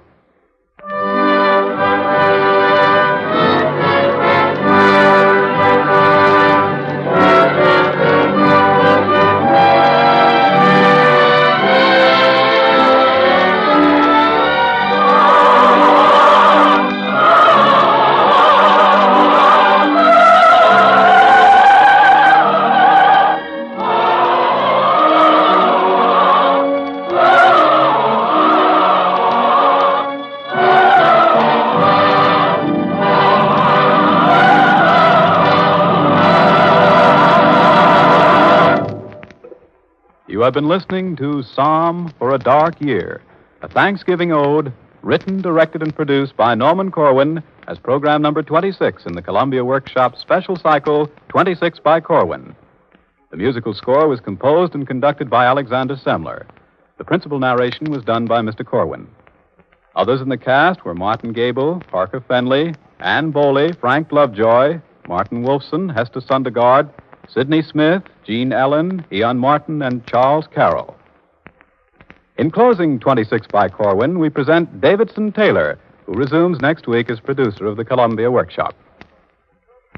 Tonight we have heard the last broadcast in what has been, even for the Columbia Workshop, a most unusual series. 26 shows written, directed, and produced by one man. The Columbia Network is proud not only of 26 by Corwin, but also of other such landmarks in radio drama as Seems Radio's Here to Stay, They Fly Through the Air, and The Plot to Overthrow Christmas, all by Corwin. Most of us remember when Norman Corwin's name was new to the workshop. It is one of the workshop's jobs to find new talents and give them proper hearings. During the coming weeks, we shall hear the work of a number of new writers, and we're excited, frankly, about the quality and variety of their scripts. We have in store for you a regional show, a satire, a farce, a document, a fantasy, an opera, and a melodrama which belong in workshop company. Every Sunday at this time, we invite you to share the pleasures of discovery with us. We'll try to go on doing what the workshop has attempted ever since the first broadcast on July 18th, 1936. We'll try to bring you every week something you could have heard nowhere else in radio.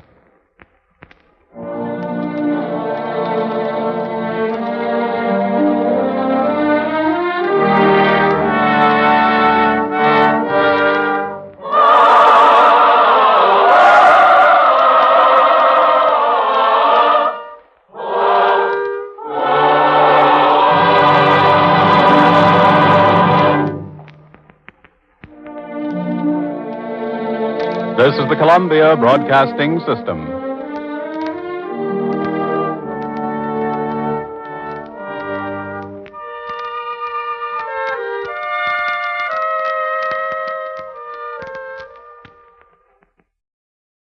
Welcome back.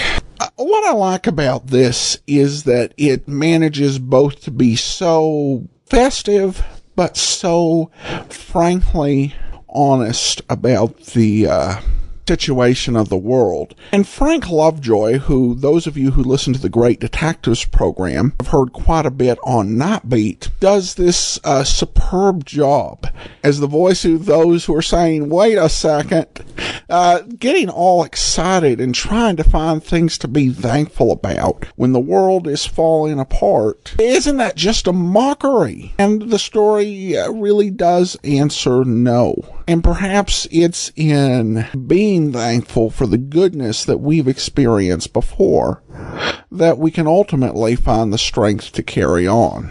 And listener, if you thought you heard Orson Welles in that play, you're not alone. I could have sworn I heard him as well. However, since he wasn't in the credits, we'll assume that was a pretty good job by another member of the cast. It's 1941, and Orson Welles wasn't making uncredited appearances. He was one of the biggest stars in radio and the country in general. At any rate, I hope you have a wonderful Thanksgiving. And no matter what this year has brought you, I hope you find renewed hope for the future.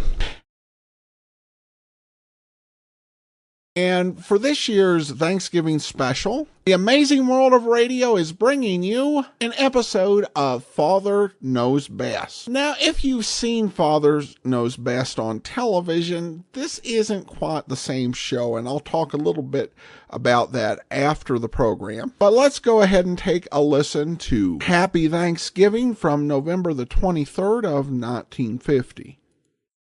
Mother, is Maxwell House the best coffee in the whole world? Well, your father says so, and your father knows best.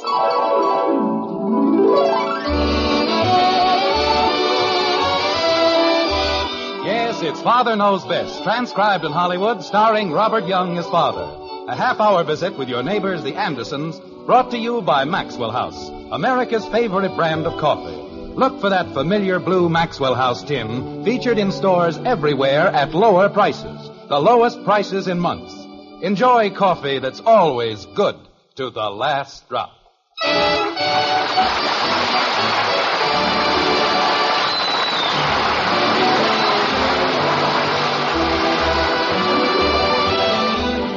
Heap high the board with plenteous cheer, and gather to the feast, and toast the sturdy Pilgrim band whose courage never ceased.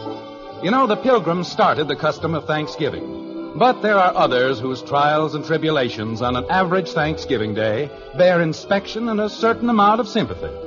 Take, for example, the Andersons, who live in Springfield in a white frame house on Maple Street.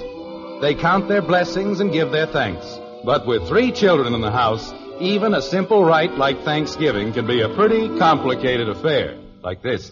Mother! We're in the den, Betty. Is it all right if I borrow your earrings? Betty! If you have anything to ask your mother, come down here and ask her. Jumping creepers. Sounds like she was reared in a barn. Stands up there screaming her head off. Jim. Kathy is waiting to read her poem. Oh, I'm sorry, Kathy. Go ahead. Yes, Daddy. Go ahead, dear. Well, now what are you waiting for? I have to be introduced. Pardon me. Ladies and gentlemen, the winner of the competition in the 4th grade, Miss Kathleen Anderson. Is that better? Now you have to applaud. Okay, we applaud. Thank you. What a ham. Has to get her applause before she reads the poem. Jim. Doesn't want to take any chances. All right, dear. Anytime you're ready. Yes, Mommy. Thanksgiving Day by Kathleen Joy Anderson, 4th grade. Thanksgiving is a lucky day. Wait a minute. What was that name? The name? Your name. Say it again. Kathleen Joy Anderson. Where did the joy come from? Your name is Kathleen Louise Anderson. But I don't like Louise. You what? Jim, Kathy and I talked it all My over. mother's name is Louise, and if it's good enough for my mother, it's good enough for her. It's only a middle name, dear, and if she doesn't like it... Why shouldn't she like it? What's wrong with it? Nothing, Jim, but it's her name. You're darn right it's her name. She's not going to change it. Now, go ahead. Mommy? Go ahead, dear. Gee whiz. My grandmother and her mother were named Louise. There's no reason why she should want to change it.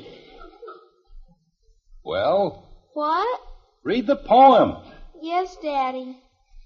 Thanksgiving Day by Kathleen Louise Anderson. That's more like it. 4th grade. That's much better. Jim, please. All right, Kathy, go ahead. Thanksgiving is a lucky day for all the girls and boys. It isn't just like Christmas when your parents give you toys. It isn't even like Easter when you get an Easter bunny. Or even like your birthday when your uncle sends you money. What? Jim. When did her uncle ever send her money? Or anything else?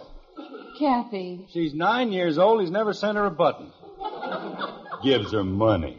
He's so tight he can't even sit down.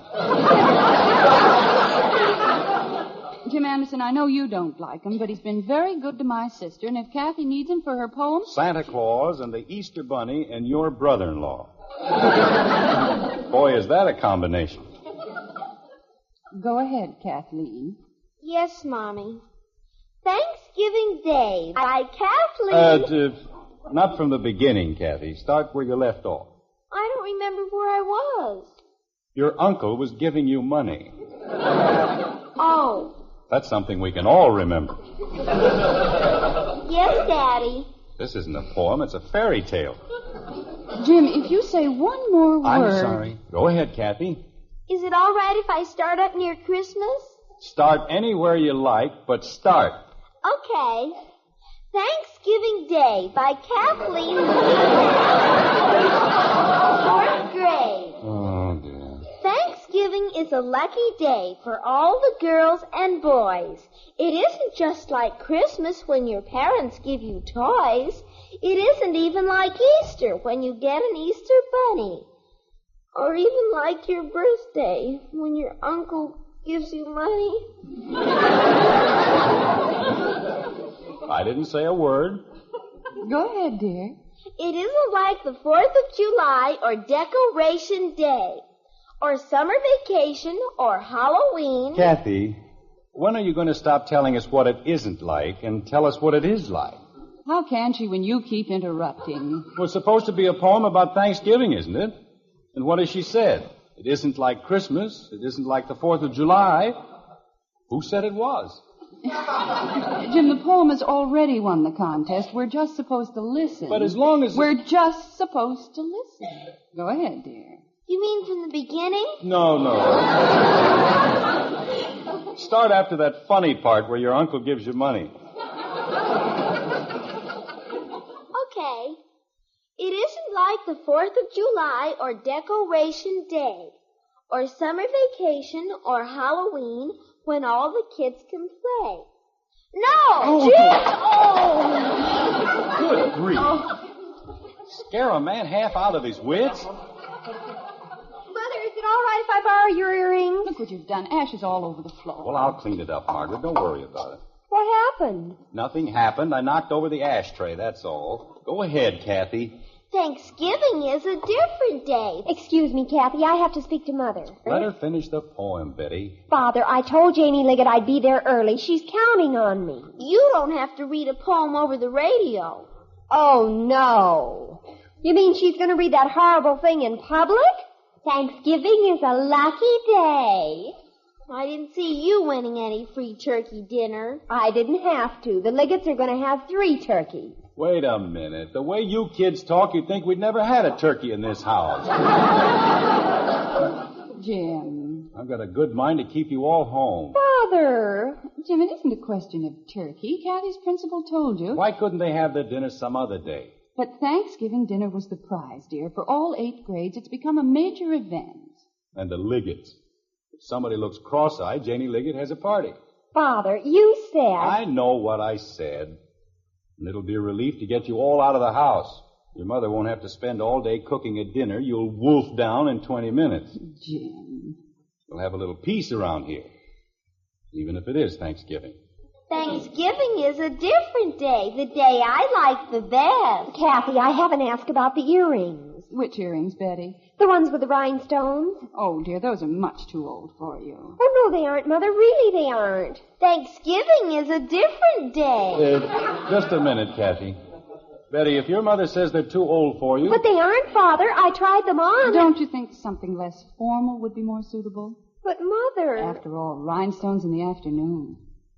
Not good, huh? Not good at all. How about the little pearl ones? Oh, much better. May I?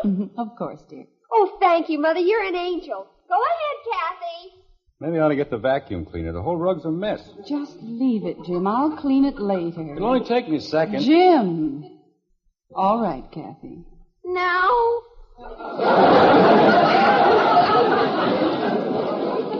Yes, get it over with, please. Thanksgiving is a different day, the day I like the best. It's even better than Sunday, which is called the day of rest. Thanksgiving is my favorite day. So long, everybody. Oh, goodbye, dear. Now have a nice time. Bud, what are you doing with my suitcase? What? Thanksgiving is my favorite day. Come in here and bring the suitcase. Gosh, I'm not going to hurt it, Dad. Did anybody say you could borrow my suitcase? No, Dad. Then why are you taking it? Well, I have to carry them in something. Carry what? The football letters. They're going to give them out at the dinner, and the coach said... Put it back where you got it. But the coach said I could eat with the team... I said put it back. Holy cow. Thanksgiving is my favorite day. Jim, he isn't going to hurt anything. That's not the point. He has no right to take things without asking for them. But you were busy, Dad. I tried to ask you this morning, remember? I said, Dad, and you said you thought it was going to be wonderful for you and Mom to have Thanksgiving dinner in a restaurant for a change. And I said, Dad, and you said you thought everybody made too much of a fuss about Thanksgiving anyway. I said, Dad, and you said... Bud. Take the suitcase. Oh, boy. And next time, ask for it. I tried to, Dad. I said... Bud. Okay, Dad. Goodbye now. Oh, is Billy here, dear? He's parked out front. Well, have a good time. Don't eat too much turkey. I won't. See you later. Goodbye, dear. Goodbye, Betty. Bye. Thanksgiving is my favorite day. Just a minute, Kathy. Bud, are you driving downtown with Joe Phillips? Yes, Dad. Why don't you drop Kathy off at the school? Okay. Come on, Kathy. I haven't finished my poem. Well, why haven't you? I haven't heard anything else for the past hour. I tried to read it, and first you said that Uncle Richard... Come on, Kathy, will you? I'm late. Nobody ever lets me do anything just 'cause I'm the littlest one in the family. Kathy, read the poem. Everybody thinks they can pick on me. Kathy. Thanksgiving is my favorite day, dear. That's where you left off. And they don't have any right to... Thanksgiving is my favorite day, though the skies are gray and murky. 'Cause that's the day when I get to eat the drumstick of a turkey.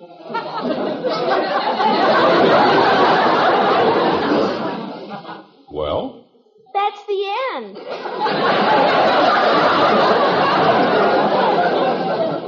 Some poem. Bud.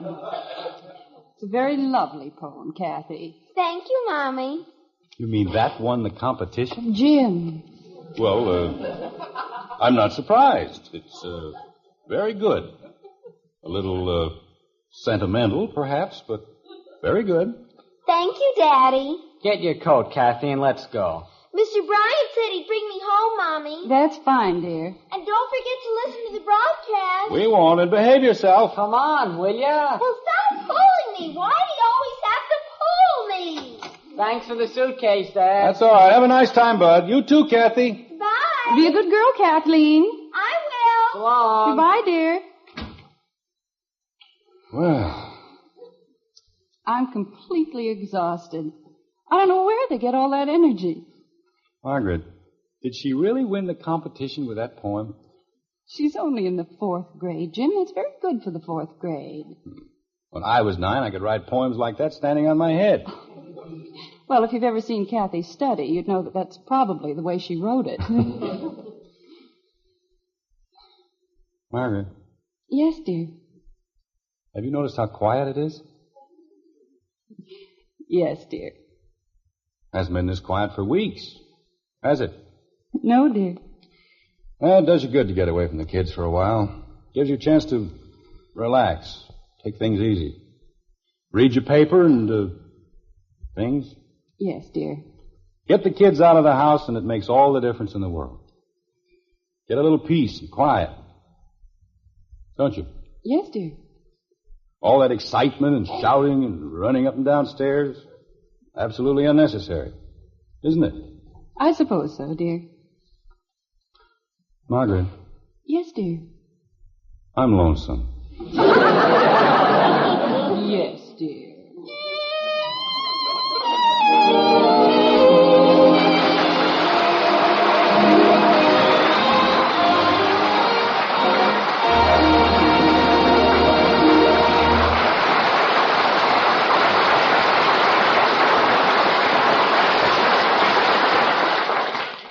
Well, Father has a right to feel lonesome.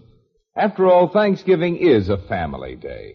But whether or not the family can gather to join in the festivities, we all have many things to be thankful for. We Maxwell House people, for instance, we're happy that our coffee is America's favorite brand.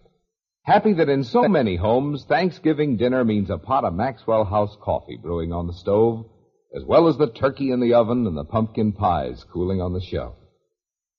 We take a lot of pride in our coffee, and we want you to know you can count on Maxwell House every cup you pour. We'll keep it always good to the last drop on Thanksgiving Day and every day in the year.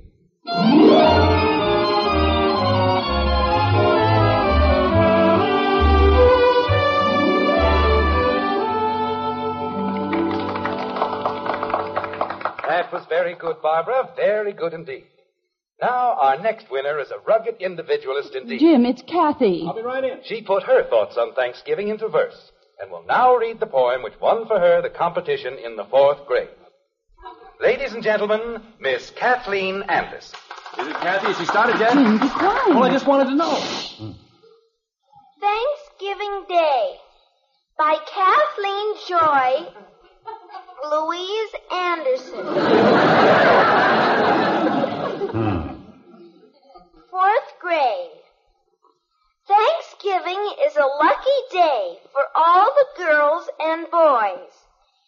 It isn't just like Christmas when your parents give you toys. Well, why doesn't she go on? Jim, please. Go ahead, Kathleen. It isn't as if she had to remember anything. She's got it right in front of her. Well, dear, she's probably very nervous. Well, she can read, can't she? Kathleen, we're waiting. I want to go home. Now what's gotten into her? Oh, the poor little thing. Miss Anderson just remembered a previous engagement. Well, perhaps we'll have better luck with our next little guest. The winner of the competition in the 5th grade. You see, Margaret, I told you she shouldn't have gone. Oh, my poor baby. I've never heard anything like that in my entire life. She was frightened, Jim, that's all. Frightened of what? You can't shut her up when she's in the house. As soon as she's supposed to talk, she makes an oyster sound like Georgie Jessel. I tell you, Margaret. Yes, Jim. Do you think we ought to go down and get her? Oh, I don't think so. Poor kid's probably crying her heart out. She'll get over it. And don't forget, they promised her 2 drumsticks. I don't know. She didn't sound very hungry. Do I? What? You promised me a Thanksgiving dinner at the townhouse, remember? Oh, yes, I did, didn't I? I'll get my hat and coat, or would you rather have me sue you for breach of promise? Margaret. Jim, there isn't anything wrong, is there? Oh, no, honey. Everything's fine. It's just that... Well... Yes? I've been doing a lot of thinking, and, would you mind very much if we didn't go out? Why, Jim. I know I promised you dinner, but... Well, I'd just rather eat here. There isn't anything to eat. Sure there is. I saw a whole heap of hamburger in the icebox. A hamburger on Thanksgiving Day? Well, Margaret, to tell you the truth, this doesn't seem much like Thanksgiving. Not like the kind of Thanksgiving we used to know. Well, it's finally happened. After only 18 years, you're tired of me. You know what I mean, don't you, honey? I think so. Thanksgiving has always been a special sort of a day for me. Even when I was a boy. It was more than just a holiday. It was a time when the whole family got together and had fun. We used to go out into the country to my grandmother's. We did, too. Go to my grandmother's, I mean. The whole family used to be there. My Uncle Rob and his wife and their 8 children, and my Uncle Will and his wife and their 10 children. That must have been cozy. Oh, it was. We ate in shifts. My grandmother always swore she was feeding half of the neighbors' kids. But it was fun. Did you play games after dinner? Heck no. We were so stuffed we couldn't move. Oh, you were a bunch of sissies. We used to play Going to Jerusalem or musical chairs or charades. That's pretty hard to do with just 2 people, isn't it? Jim, there's one thing we mustn't forget. This is a new generation. It's a different sort of generation with new ideas and a new sense of values. Times have changed. I guess they have. Let's go into the kitchen and see what we can throw together. You're an old sentimentalist, Jim Anderson. That's what you are. And I love you. I love you, too. You know, maybe if the kids get home early, we can all go to a movie or something. How'd you like that? Oh, I wouldn't count on it, dear. Betty said not to expect her before midnight, and Bud's dinner won't start until 6. Well, Kathy isn't going to stay out all night, is she? Well, no. Okay, then we'll take Kathy to the movies. Well, we'll see, dear. It all depends on... Bud. Hiya, Mom. Hi, Dad. What are you doing here?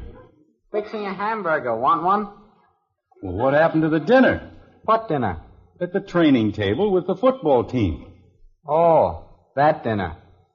Well? I don't know. I guess I just wasn't hungry. Weren't hungry? You? Jim, I'm going to call Dr. Simmons. Wait a minute, Margaret. Bud, if you aren't hungry, why the hamburger? The hamburger? Pardon me, the 3 hamburgers. Oh, well, I guess I got hungry. Oh, Bud, if you don't feel well, please tell us. But I do feel well, Mom. I feel fine. Look, Bud, if you don't want to tell us the truth... But I am telling you the truth. I didn't like the dinner, that's all. Bunch of big goofs sitting around talking about football. What good is that? Since when don't you like to talk about football?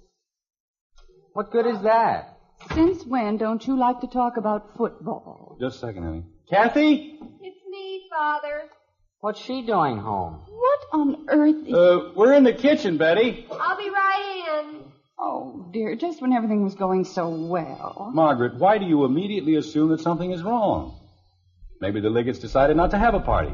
Or maybe Betty had the wrong day. Lots of things could have happened. The party was today. I know it was. Well, maybe it hasn't started yet. What's everybody doing in the kitchen? Oh, hi, Bud. What are you doing here? Oh, nothing much. Want a hamburger? Okay. Never mind the hamburgers, Bud. We've got things to discuss that are much more important. Than hamburgers? Do you feel all right, dear? Sure. Why? You told your mother you wouldn't be home until midnight. Oh, well, I wasn't going to, but I came up with the most awful headache. Jim. You just said you felt fine. I do. Oh, I do except for this headache. Jim, I'm going to call Mrs. Liggett and ask her... Mother, you know if there was anything wrong, I'd tell you. I always have, haven't I? Yes, dear, you have, but... Just a minute, Margaret. Kathy? Yes, Daddy? We're in the kitchen. Come on in. Yes, Daddy. See, Margaret, I told you we should have gone down for her. Well, I had no way of knowing. What's the matter with Kathy? Your sister reads the first line of her poem and bursts into tears. No kidding. The poor little thing. Hello.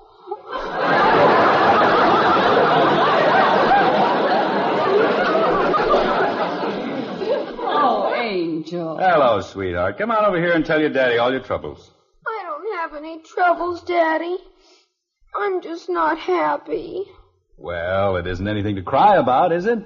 It was a lovely poem, darling, even if you didn't read it. And don't you worry, knothead. If anybody makes fun of you, I'll poke 'em right in the nose. Oh, Bud. I don't care if they do make fun of me. I didn't want to read my poem, not to them. Why, Kathy, they're your friends. I don't want them. It's Thanksgiving, and I wanted my mommy and my daddy and my sister and my brother. I was lonesome. Kathy, darling. She's all right, Margaret. Just leave her alone. Mother. Yes, Betty. I was lonesome, too. Oh, now, wait a minute. Oh, Jim. Margaret, not you.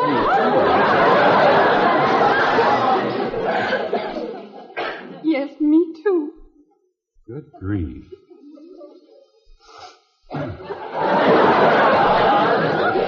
You sound like the third act of Uncle Tom's Cabin. What's the matter with you, Bud? Nothing. I just feel like blowing my nose, that's all. Well, blow it.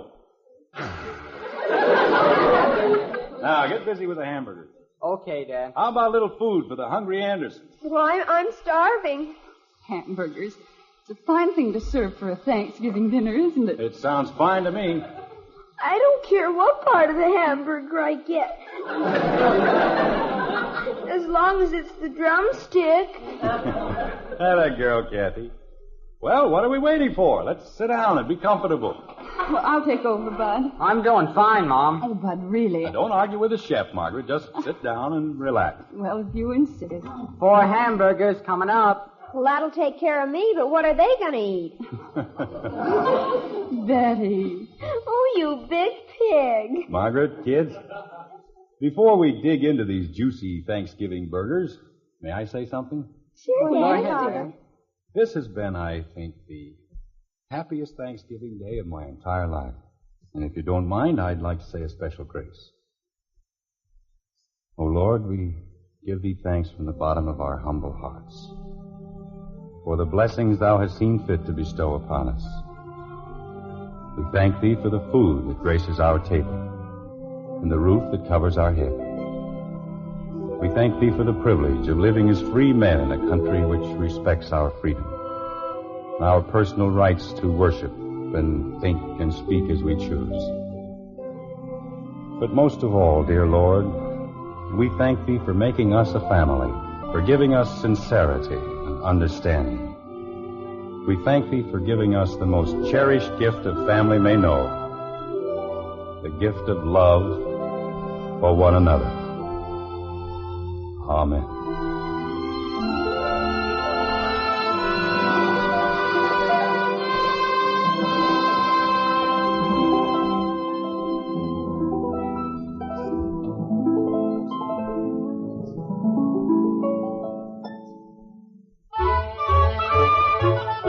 morning now, and in the Anderson breakfast nook, life has eased back into its accustomed groove. Thanksgiving Day is over, but the Andersons, well, they go on forever, like this. Why can't I wear lipstick? Claudia McHugh does, and she's only 12. Here's your coffee, dear. Thank you. Well? Well, what? Well, why can't I? Because I said you couldn't. And eat your breakfast. Gee whiz. Oh, Margaret, we've got to do something about that boy. He's beginning to shake the house. I'll speak to him, dear. If he can't take it easy on the stairs, don't feed him so much. One of these days he's going to go right through. Hiya, Dad. Good morning, Hi. Mom. Sit down and eat your breakfast. Good morning, dear. He didn't say anything to me. Hiya, Squirt. Good morning. Mother, do you know what Bud did? He used my good cologne on his hair. Good morning, Betty. I used 2 drops. You used practically the whole bottle. I did not. Good morning, Betty. Mother, if I can't have a little privacy with my own thing. Betty. What? Good morning. Good morning, Father. That's better. Sit down, eat your breakfast. Jumping creepers. You know, Margaret, there's one thing I'm really going to enjoy about our Thanksgiving Day dinner yesterday. What's that, dear? We're probably the only family in Springfield that won't be eating leftover turkey for the next month. Yes, dear. What are we going to have for dinner tonight? Leftover hamburgers.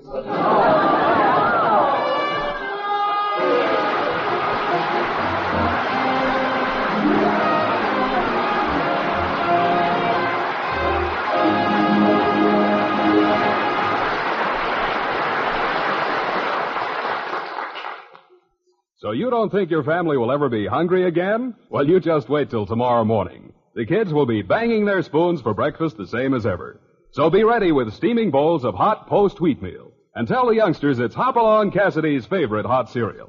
Yes, hot post wheatmeal with solid whole wheat nourishment and rich nut-like flavor that Hopalong sure goes for.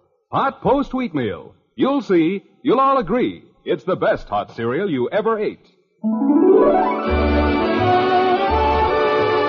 These days, stores everywhere are featuring lower prices on Maxwell House coffee.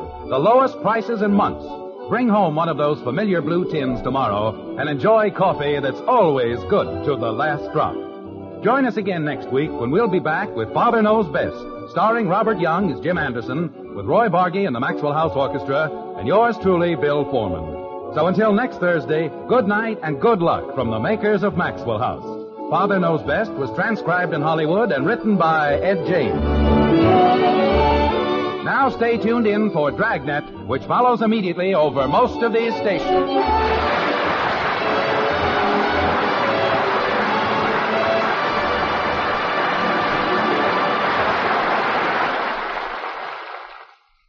Exciting Dragnet is next, then We the People on NBC.